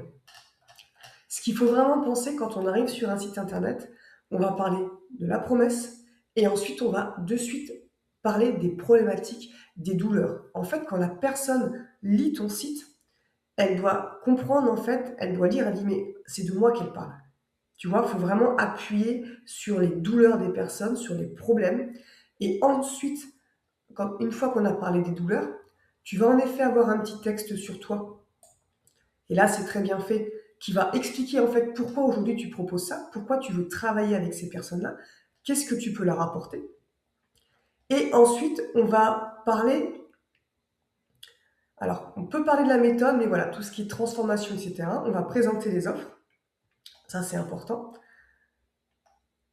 Ça, c'est aussi un petit texte qui est pas mal, hein. Que se passe-t-il si tu vas rien te faire? Voilà. Tu as vraiment travaillé sur les problèmes, les douleurs, etc., ce que ressent l'internaute, mais il faut le positionner un petit peu avant. Hop, les témoignages qui sont importants, qui sont ici, hop, un petit peu plus bas. Et ton côté guide gratuit que je mettrai, alors tu l'as déjà ici, tu l'as en bas, donc à voir si tu le positionnes. Je vais te montrer techniquement comment une page d'accueil doit être faite pour vraiment comprendre. Alors t'es pas trop loin, hein. Ton texte est super intéressant, c'est surtout tes mots-clés qu'il faut retravailler pour pouvoir optimiser ton site, pour quand on tape des mots, on arrive sur ton site internet. Mais après, on a bien la notion de problématique, de douleur. Quand on arrive sur un site, il y a la promesse et de quoi on va parler de suite. Et on va travailler sur 3 titres. Titre 1, titre 2, titre 3. Le côté hiérarchiser le contenu, comme je l'expliquais pareil tout à l'heure dans le référencement. Et on va de suite mettre des mots-clés par rapport à ton activité et à la douleur des personnes. Le petit bouton comme toi tu as, ici, il va permettre d'arriver directement sur le contenu d'après. Tu vois, au lieu de passer ce contenu, il faut que tu alternes les deux contenus. Et surtout, ici, on va vraiment, vraiment accentuer les douleurs, les problématiques des personnes. Quand elle lit le texte, la personne, elle va se dire: «Mais c'est vraiment de moi qu'elle parle. OK, elle m'a compris, maintenant qu'est-ce qu'elle peut faire pour moi?» Ça, c'est important et en fait, chaque bloc, tu vas voir, hein, la page d'accueil comme tu as fait, hein, est construit sous forme de bloc, mais pour accentuer ton référencement, tu vas travailler avec 3 titres. Titre 2, titre 3, titre 4. En termes de design, tu fais ce que tu veux. Tu vois, mon titre 2 est plus petit que mon titre 3, mais à chaque fois, chaque bloc va être constitué comme ça. Titre 2, titre 3, titre 4, bam, le contenu.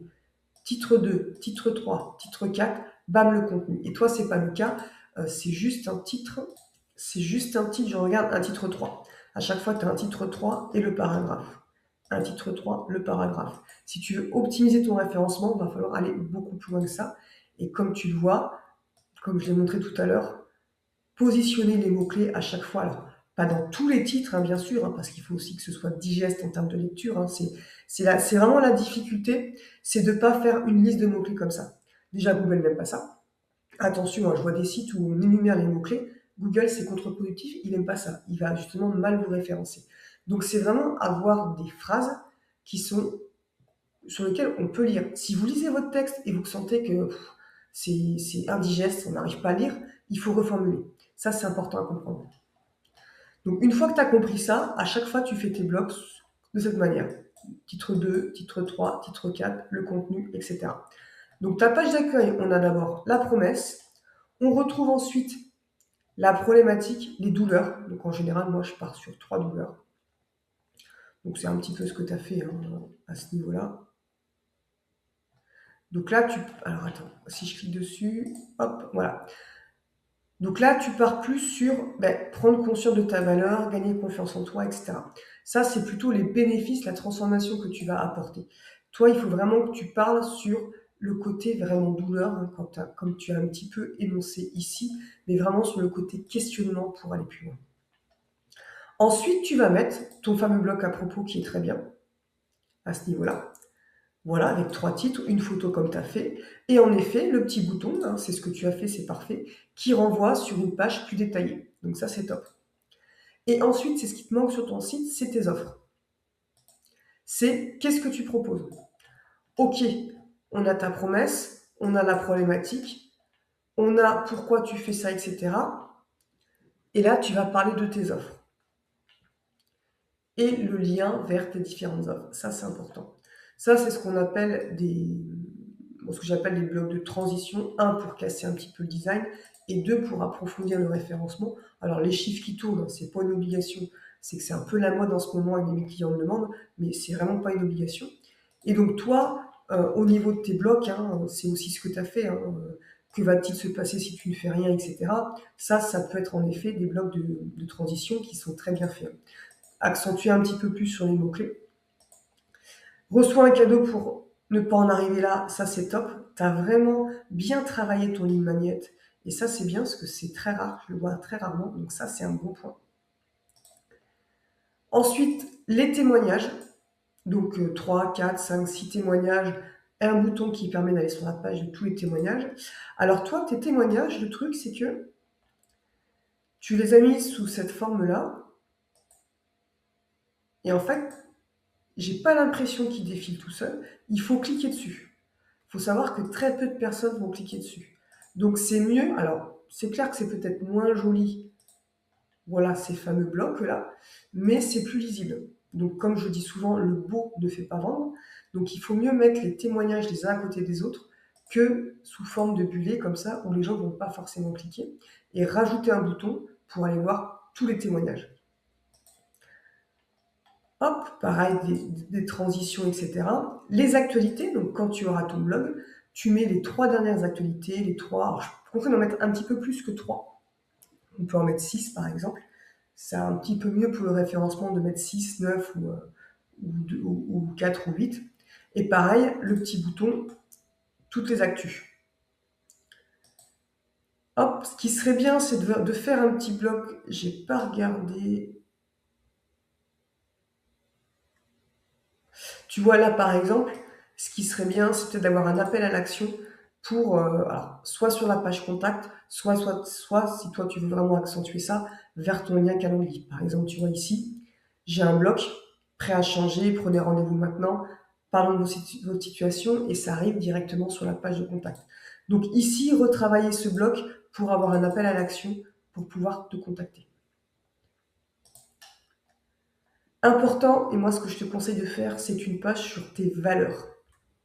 Ça, c'est hyper important. Donc, je sais que tu as suivi la formation Business Zen de Cécile, et à un moment donné, au sein de cette formation, on travaille sur nos valeurs, sur notre pourquoi, et on en ressort avec plusieurs valeurs. Et ça, tu peux les mettre sur ta page d'accueil en présentant tes valeurs. Par exemple, si je te montre sur mon site internet, donc pareil, hein, j'ai fait la formation avec Cécile, et mes valeurs, je les ai présentées à la fin. Ça a vraiment un impact. Pourquoi? Parce qu'aujourd'hui, les personnes recherchent vraiment de l'humain. Et le fait de mettre tes valeurs en avant, qu'est-ce qui va se passer? Les personnes vont avoir confiance en toi. Elles vont un petit peu mieux te connaître, quelque part. Et un point qui est essentiel, moi je sais que depuis que j'ai fait ce travail-là sur mes valeurs, sur mon pourquoi, et que j'ai vraiment mis en avant dans ma communication, sur mon site, etc., mes valeurs, eh bien, qu'est-ce qui se passe depuis? Comment expliquer? Des personnes qui me contactent, qui sont en fait alignées avec moi. Ça a été très flagrant. Aujourd'hui, alors on a tous des fois des personnes qui nous contactent ou des clients avec qui ça passe moins bien, hein, c'est comme ça. Mais le fait d'avoir mis ça, en fait, c'est comme si j'avais repoussé toutes les personnes avec qui je voulais pas travailler. Ça paraît très bête, mais du coup, c'est véridique, hein. Depuis que j'ai mis ça en place, que je me mets plus en avant, que je suis déjà, moi, alignée avec moi-même, ma marque, mes offres, etc., et que je mets mes valeurs en avant, je ne travaille qu'avec des personnes qui sont alignées avec ça. Puisque quand elles lisent mes valeurs, eh ben, du coup, il y a quelque chose qui se passe, elles sont en confiance et elles me contactent. Donc ça, c'est vraiment quelque chose que je te conseille. Donc les valeurs que tu as travaillées dans le Business Zen, c'est de les mettre à la fin de ta page d'accueil et de lister toutes tes valeurs. Et ça, c'est vrai, ça fait vraiment un plus sur le site internet. Et il y a un petit truc que tu peux rajouter. Alors toi, c'est pas le cas, mais moi, par exemple, sur mon site, j'ai mes réalisations. Voilà, j'ai des personnes qui mettent leurs projets clients, etc. Toi, je sais pas si c'est trop le cas. Par contre, ce qui est intéressant, ce que tu as mis, c'est ça. Visionne ma vidéo de présentation. Ça, c'est top. Par contre, je pense qu'il y a un petit souci. Donc, quand je clique dessus, alors, ça, c'est ta chaîne YouTube. Voilà. Donc, autre projet. Donc, on a bien cette vidéo. Je ne sais plus où elle est, mais je l'ai bien vue tout à l'heure. Par contre, quand je clique ici, ma vidéo de présentation, alors déjà, tu as vu, hop, ça s'ouvre dans le même onglet. Donc ça, il faut vraiment penser à l'ouvrir dans un nouvel onglet pour ne pas perdre le site. Et surtout, je pense que en fait, tu as deux chaînes YouTube. Tu vois? Et je pense qu'en fait, cette vidéo n'est pas associée à la bonne chaîne. Parce qu'en fait, quand je vais aller voir d'autres vidéos, tu vois, j'ai aucune vidéo. Donc ça, c'est pas du tout un bon point, je pense. Et pourtant, l'autre vidéo, hein, je l'ai vue sur ton autre chaîne. Donc tu as Aude, la chaîne officielle, et tu as celle-ci qui a voilà, beaucoup d'abonnés, qui a beaucoup de vidéos. Oser pleinement être soi-même. Hop, et donc ça, c'est voilà, la chaîne qui a pas du tout de vidéo. Et par contre, tu vois, sur cette chaîne, j'ai retrouvé ta vidéo. Donc je pense que tu as deux chaînes. Par contre, c'est pas du tout judicieux sur ton site internet. Hop, à ce niveau-là, d'avoir renvoyé sur la page sur laquelle il n'y a pas de vidéo à part ta vidéo de présentation. Donc fais ce changement parce que je pense que ça va te desservir parce que bah, du coup, il n'y a pas d'autres vidéos derrière alors que tu as vraiment des super, super vidéos. Donc ça, c'est important. Donc fais ce petit changement-là au niveau de ta vidéo de présentation. Donc tu as vraiment une page d'accueil qui est déjà intéressante, hein. Il faut simplement voilà, la retravailler vraiment pour mettre vraiment en avant tous ces mots-clés et la retravailler un petit peu en termes de contenu pour qu'on arrive d'abord sur la notion de problématique, vraiment de douleur, que tu travailles bien ça, tu vois, tu as des difficultés à te faire confiance, à stopper tes pensées, etc. Ça, c'est vraiment quelque chose qu'il faut mettre en avant dès le début, mais vraiment accentuer sur cette douleur pour ensuite voir toi qui tu es et pourquoi tu en es venu à faire de l'accompagnement, du coaching par rapport à ça. Et ensuite, qu'est-ce que tu proposes et quelle transformation, quels bénéfices on va avoir par rapport à ça. Alors dans cet audit, tu verras plus dans le côté, entre guillemets, technique. Je ne suis pas dans le contenu rédactionnel. Donc ça, c'est aussi quelque chose, que tout ce qui est ton pourquoi, tes offres, tes valeurs, etc., que tu as eu la chance de travailler avec Cécile. Donc ça, il va vraiment falloir t'aider de cette formation Business Zen pour revoir aussi un petit peu tes textes, pour aller un petit peu plus en profondeur. Alors, je vais maintenant aborder la performance, mais vraiment très rapidement.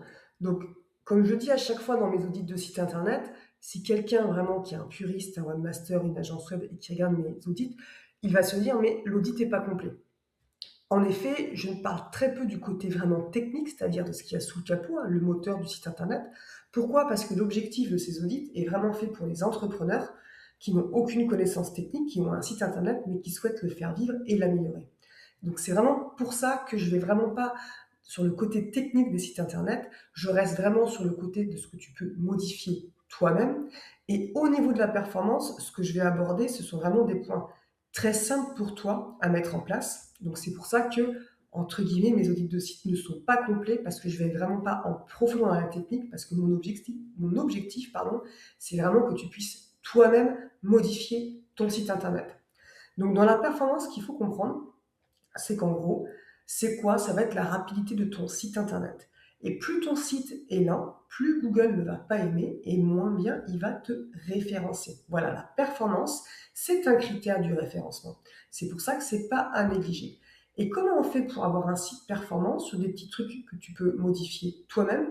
La première chose, il ne faut pas un site qui bouge dans tous les sens. Si tu arrives sur un site, alors c'est sûr que souvent on fait waouh, c'est magique et tout, il y a plein d'éléments qui partent dans tous les sens, c'est joli. Oui, sauf que le waouh, comme je le répète régulièrement, ne fait pas vendre. Et c'est surtout que dès que ça bouge, il faut comprendre que derrière, on a dû mettre en place du code, que ça va prendre du temps à se télécharger, à se mettre en place, et ça va ralentir le site. Donc, première chose à voir sur un site internet, est-ce que j'ai des éléments qui bougent? Et toi, ce n'est pas le cas. Ton site, il est, on va dire, ce qu'on appelle statique. Tu n'as aucun élément qui bouge et il faut surtout rester comme ça. Faut pas essayer de se dire, ah mais là, le site du concurrent, c'est magnifique, il a une vidéo qui s'ouvre toute seule, il a un truc qui bouge, ça tourne dans tous les sens, c'est joli. Non, surtout pas. Tu restes sur du statique. Tout ce qui bouge va faire ralentir ton site internet et du coup, va pénaliser ton référencement. Donc ça, déjà, c'est une bonne chose. Donc, il n'y a pas d'éléments. Là, on est sur une seule photo et c'est très bien. On voit souvent ce qu'on appelle le fameux slider avec des photos qui tournent. C'est pareil, c'est quelque chose qui fait ralentir le site. On ne le voit pas forcément à l'œil nu, mais techniquement, c'est des microsecondes, des millièmes, etc., qui vont faire diminuer la performance de ton site et du coup pénaliser ton référencement. Donc, on reste vraiment que sur une seule image, pas de slider, pas de truc qui bouge, et ça, c'est top. Il y a aussi une petite notion, donc toi, pas ton cas, puisque tu n'as pas la vidéo, il faut cliquer pour aller voir. Mais si jamais tu mets des vidéos directement sur ton site, ce qu'il faut faire aussi, c'est pas mettre la vidéo directement sur le site internet. Pourquoi? Parce que ça va être lourd à télécharger. Donc toutes les vidéos, il faut les mettre directement sur une chaîne YouTube. Donc je vais te montrer concrètement, moi, sur un article de blog. Hop. Je ne sais plus où il est. Par exemple, sur cet article-là, j'ai en effet une vidéo, mais elle est d'abord sur ma chaîne YouTube. Et une fois qu'elle est sur ma chaîne YouTube, je fais le bouton partage, je copie et je colle le lien sur mon interface et la vidéo se met.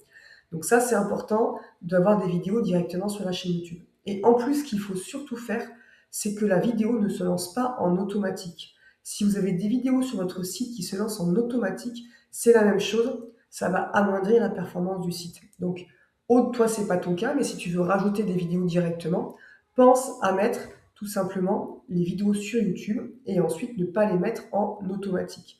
Et petit point important, il faut savoir que derrière Google, le deuxième moteur de recherche, c'est YouTube. Donc, beaucoup de personnes font des recherches aussi sur YouTube. Donc, du coup, tu peux aussi référencer tes vidéos sur YouTube et t'apporter aussi du monde sur ton site internet. Après les vidéos, ce qui est important de travailler pour ton site internet et pour l'optimiser pour le référencement, ce sont les images. Les images, elles ont 3 caractéristiques. Elles ont un nom, elles ont une taille et elles ont un poids. Et ces 3 caractéristiques, tu dois les modifier avant de les insérer sur l'interface de ton site internet, avant de les insérer sur ton site internet. Donc si je prends un exemple de ton logo, il s'appelle fichier-22, etc. Donc là, ton image est plus grande que sa réalité sur le site internet. Et le poids aussi est assez important. Donc ça, il va tout simplement falloir renommer les images avec des mots-clés et là où elles vont être placées. Si je te donne un exemple, par exemple, sur ce site internet, je te prends cette image. Ben, cette image, elle ne s'appelle pas IMG 345, non. On va mettre des mots-clés psychologue-hypnothérapeute-toulouse-coach-hypnose, burn-out. Et en fait, si j'ai mis -1, c'est que si je veux nommer plusieurs images avec les mêmes mots-clés, je fais -1, -2, -3, etc. C'est vraiment très important de travailler les images avec des mots-clés. Et surtout, au niveau du nom des images, il n'y a pas de majuscule, il n'y a pas de E accent aigu, accent grave, des caractères spéciaux tels que le arrobase, dièse, etc. Non, c'est vraiment des lettres neutres. Il n'y a pas d'espace entre les mots. Si tu veux mettre un espace, tu mets tout simplement un tiret. Et donc ça, c'est très important. Ça va permettre, un, d'optimiser le référencement du site internet, et deux, s'il n'y a pas de caractères spéciaux, d'espace, etc., c'est que si tu mets des caractères spéciaux, qu'est-ce qui va se passer? Il y a un risque que l'image ne s'affiche pas sur un navigateur tel que Chrome, Safari, etc. C'est plus trop le cas maintenant, c'était vrai, c'était le cas il y a 5-6 ans. Là, maintenant, tous les navigateurs arrivent à mettre les images, mais surtout, elles ne vont pas être sauvegardées. C'est-à-dire que par exemple, ton site là, il crache, il faut le réinstaller parce qu'il y a eu un bug, etc. Toutes les images qui étaient mal nommées, donc avec des E accent aigu, etc., des caractères spéciaux, n'ont pas été sauvegardés. Et ça, c'est quelque chose, c'est une nomenclature à prendre pour tes images, mais aussi à prendre au sein de ton propre ordinateur, tous tes fichiers d'ordinateur. Il faut éviter tout ce qui est accent aigu, caractères spéciaux, aussi pour tes fichiers, parce qu'il y a aussi un risque qu'en termes de sauvegarde, ils ne se sauvegardent pas. Voilà. Et bien sûr, accentuer les mots-clés. Donc les mots-clés, ça va être par rapport donc, aux mots-clés que tu as définis, pardon, et aussi bien sûr là où va être placée l'image. Donc ça, c'est très important. Une fois que tu as travaillé donc le nom de l'image, tu vas aussi travailler la taille de l'image pour que ton image, elle soit exactement de la même taille qu'elle est réellement sur ton site internet. Si tu mets une image trop grande, qu'est-ce qui va se passer?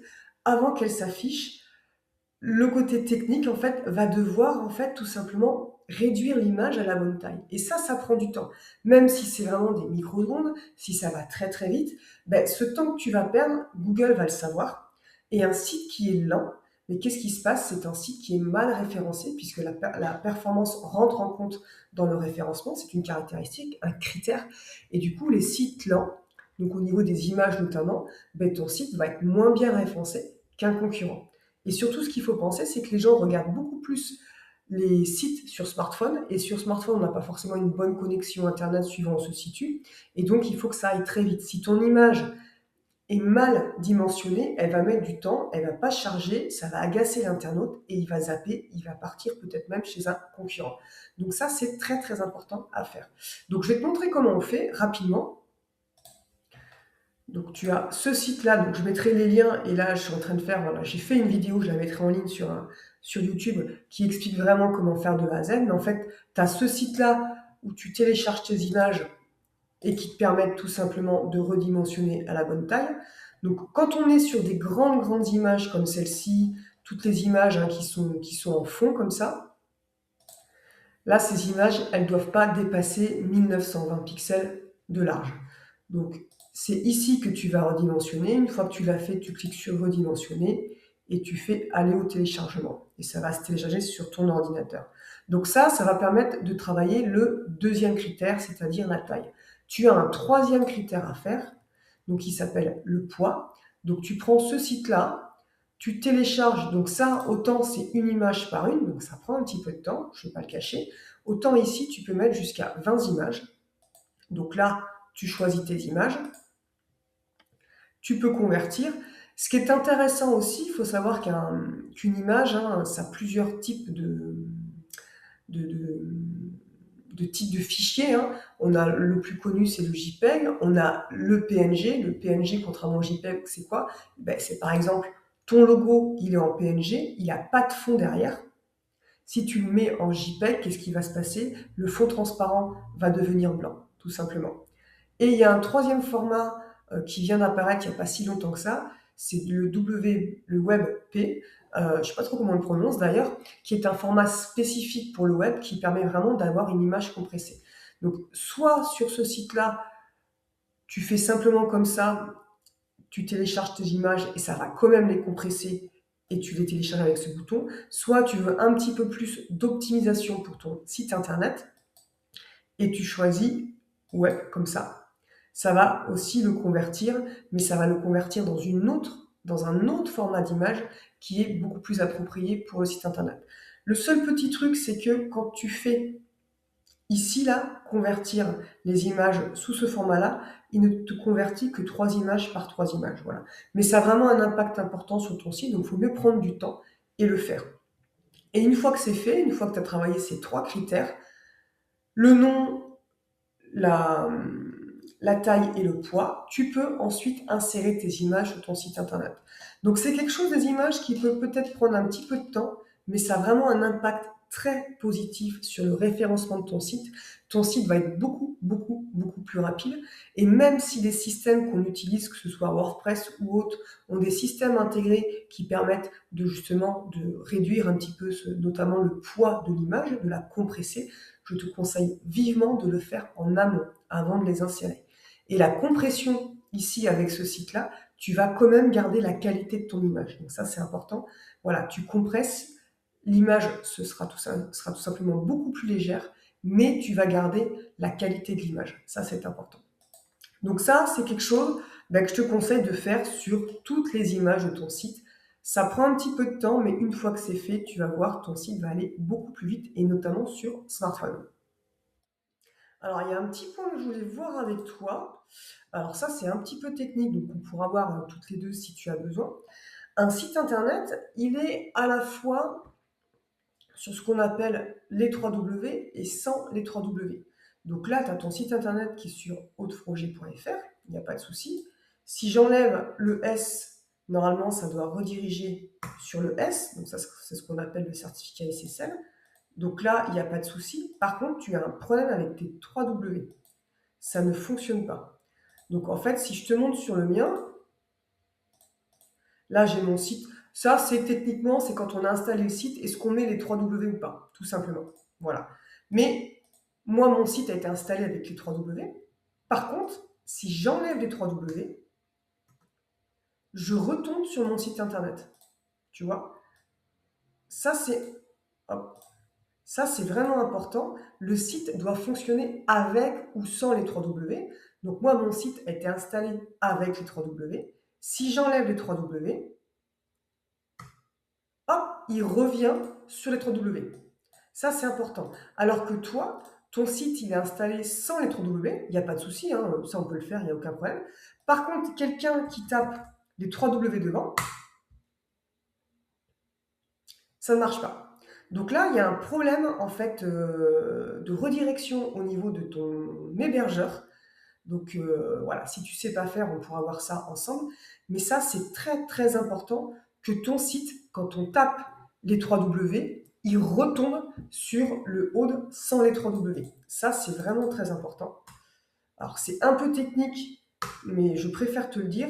Pourquoi? Parce que il y a des personnes qui peuvent taper le 3W et du coup, elles n'arriveront jamais sur ton site internet. Et même techniquement, etc., c'est important que ton site soit vraiment, quand on tape les 3W, qui reviennent. Voilà, ça c'est vraiment le seul point technique que je te lance. Donc n'hésite pas à me contacter pour qu'on voit ça ensemble. Mais ça se fait au niveau de ton hébergeur, dans ce qu'on appelle les redirections, etc. Alors, je vais juste regarder au niveau mobile si ton site à une bonne version mobile. Donc ça, c'est vraiment important de travailler ce qu'on appelle le fameux responsive design. Donc ça, en général, quand on est sur WordPress et qu'on prend un thème, en règle générale, si on a un bon thème, il n'y a pas de souci. Je vais juste vérifier. Alors, ton site est un petit peu lent à télécharger sur smartphone. Alors bon, à voir si c'est moi qui n'ai pas une très très bonne connexion, mais je pense notamment que ça vient de tes images. Moi, le souci que j'ai sur mon écran, j'ai pas forcément un écran assez grand sur mon smartphone, c'est qu'en fait, là, ce texte-là, là, le titre et le texte en bas, ben, qu'est-ce qui se passe? Je l'ai pas en entier. Donc ça, et je réserve mon entretien découverte, je l'ai pas en entier non plus. Donc ça, il faut que tu vois pour diminuer en fait les tailles de la police sur donc l'écriture hein, sur smartphone de ces titres-là, parce que le reste, par contre, c'est nickel. J'ai pas de soucis. Je suis en train de regarder. Ouais, les autres titres, il n'y a pas de problème. Peut-être les boutons, réduire un petit peu la taille d'écriture des boutons. Mais après, j'ai pas trop de soucis. Ouais, c'est vraiment juste au début que j'ai un problème où en fait je n'ai pas du tout.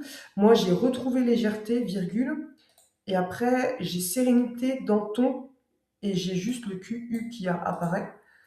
Et en dessous, tu as la sensation de, tu vois. En fait, à chaque fois, il manque deux, trois mots sur le côté.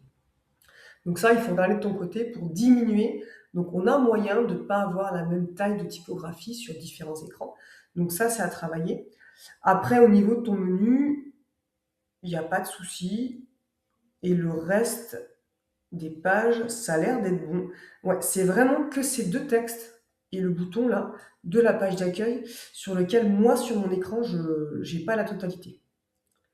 Hop. Et donc quand on fait un site internet, il faut vraiment le vérifier sur différents types d'écrans, ordinateur, grand écran, petit écran, tablette, différents smartphones, et aussi sur différents navigateurs. Un navigateur, voilà, on a Chrome, donc moi je travaille sur Brave, mais on a aussi Internet Explorer, on a Safari, etc., Firefox. C'est important de voir parce que des fois il y a des subtilités, notamment au niveau des polices d'écriture. Il y en a qui passent bien, par exemple, sur Firefox. Et quand on les met un petit peu ce qu'on appelle light, vraiment très légères, eh bien sur Chrome, on les voit quasiment pas. Voilà. Donc ça, c'est important de regarder sur différents écrans. Donc voilà pour la performance. Donc, à travailler les images, avoir ton problème de 3W et juste avoir ce problème au niveau de la version smartphone. On va maintenant arriver à la dernière partie de cette audit de site. On va parler des offres. Donc toi, Aude, tu as suivi la formation Business Zen avec Cécile Amiel, et donc du coup, tu vas pouvoir en effet, tout le travail que tu as fait avec Cécile, tu vas en effet pouvoir l'appliquer sur tes pages d'offres. Donc j'ai vu, tu as déjà des offres, des pages d'offres qui sont bien travaillées, c'est aussi quelque chose que toi tu connais.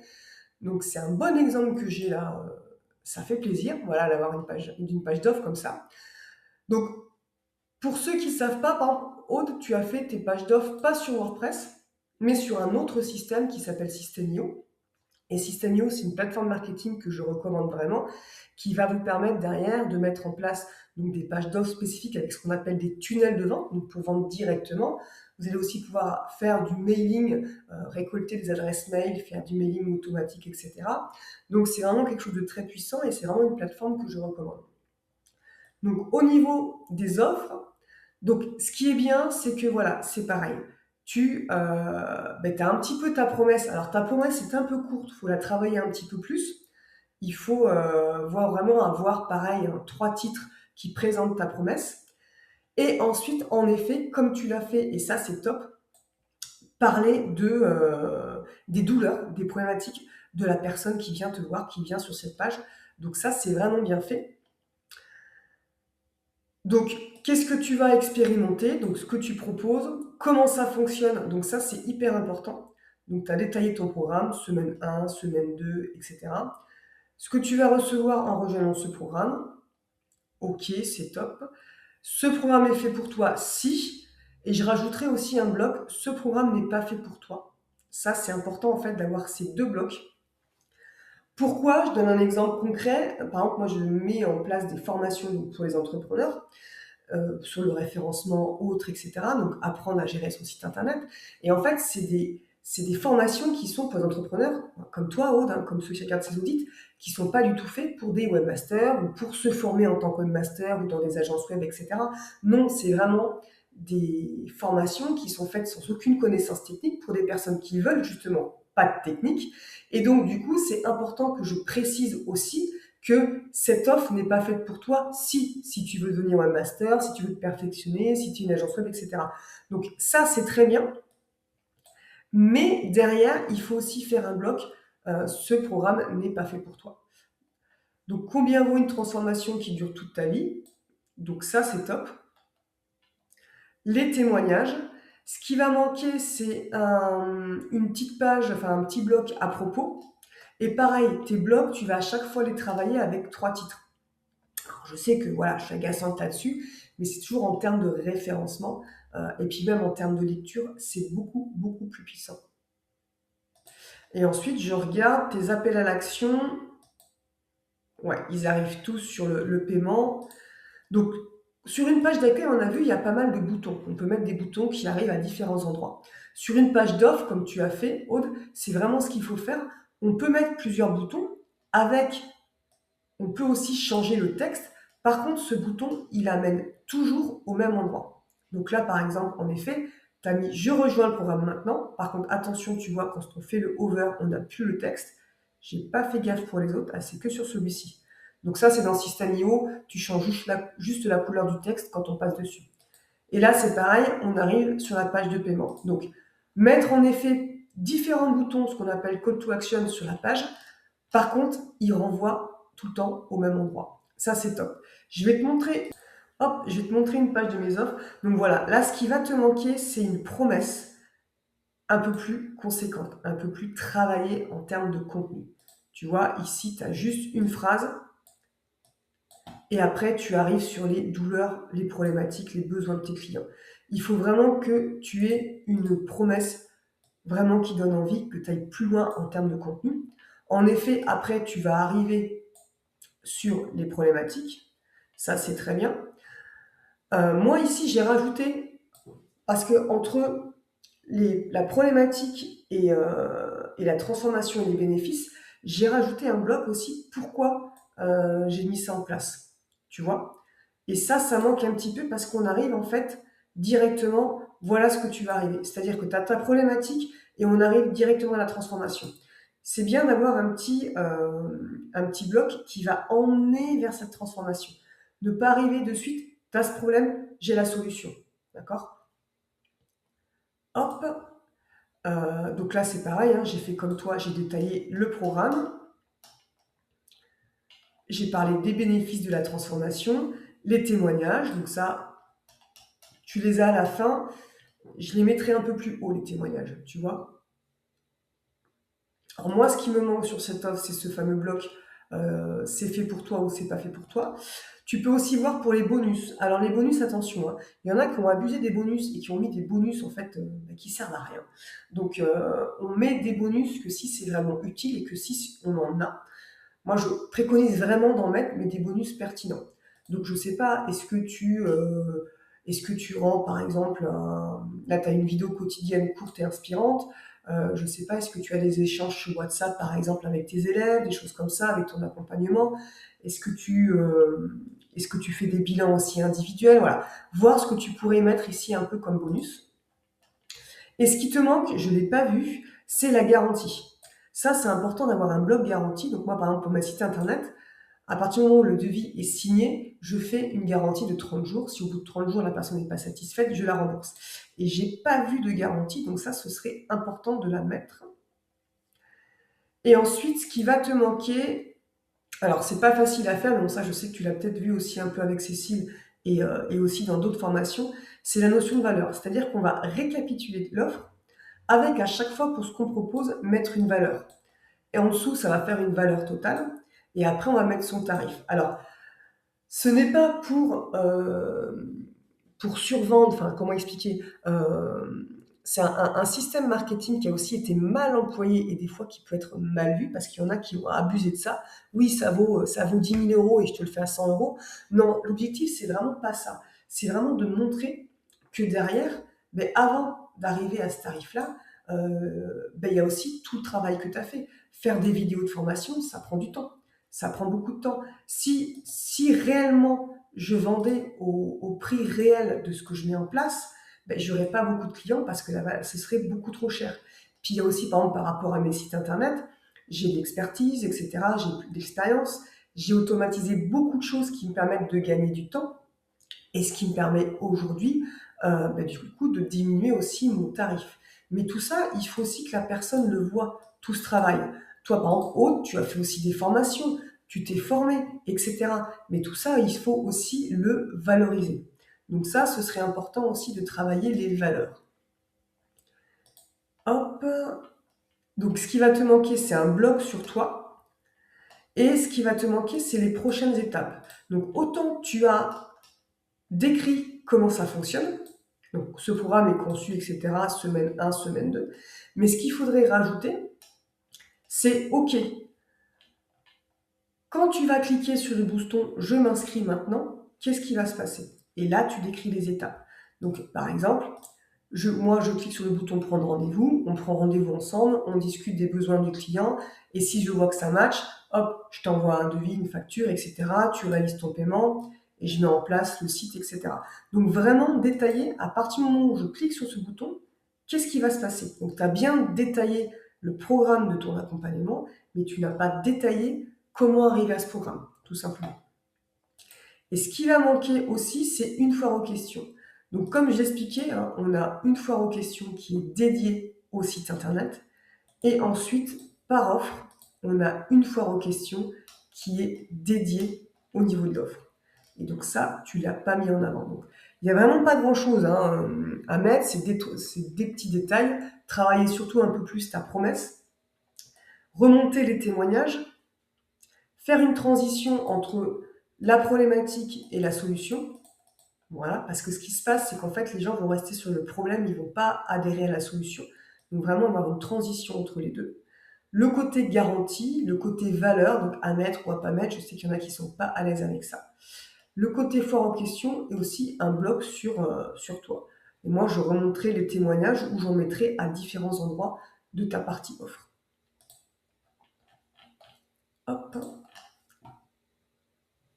Donc voilà pour cette audit de site. Donc Aude, j'espère que ça va t'aider. Donc tu as vraiment déjà une bonne base au niveau de ton site. Après, bien sûr, c'est à toi de travailler vraiment le contenu rédactionnel et de voir aussi de travailler tout ce qui est offre, etc. Donc désolé pour la vidéo, si je parle un petit peu du nez, si j'ai la voix un peu grave, et chose que tu n'as pas vue, c'est que je coupe régulièrement parce que je tousse. Donc je remercie pleinement mon mari de m'avoir filé sa crève. Voilà, petite parenthèse. Mais voilà, surtout n'hésite pas à me contacter pour ton problème de 3W si tu n'arrives pas à le faire. Et surtout, si tu as des questions, n'hésite pas à me les poser en commentaire, j'y répondrai sans aucun problème. Et toi aussi, si tu regardes cette vidéo, n'hésite pas, si tu as des questions, à me les poser en commentaire. Si tu souhaites aussi ton audit de site, n'hésite pas à t'inscrire.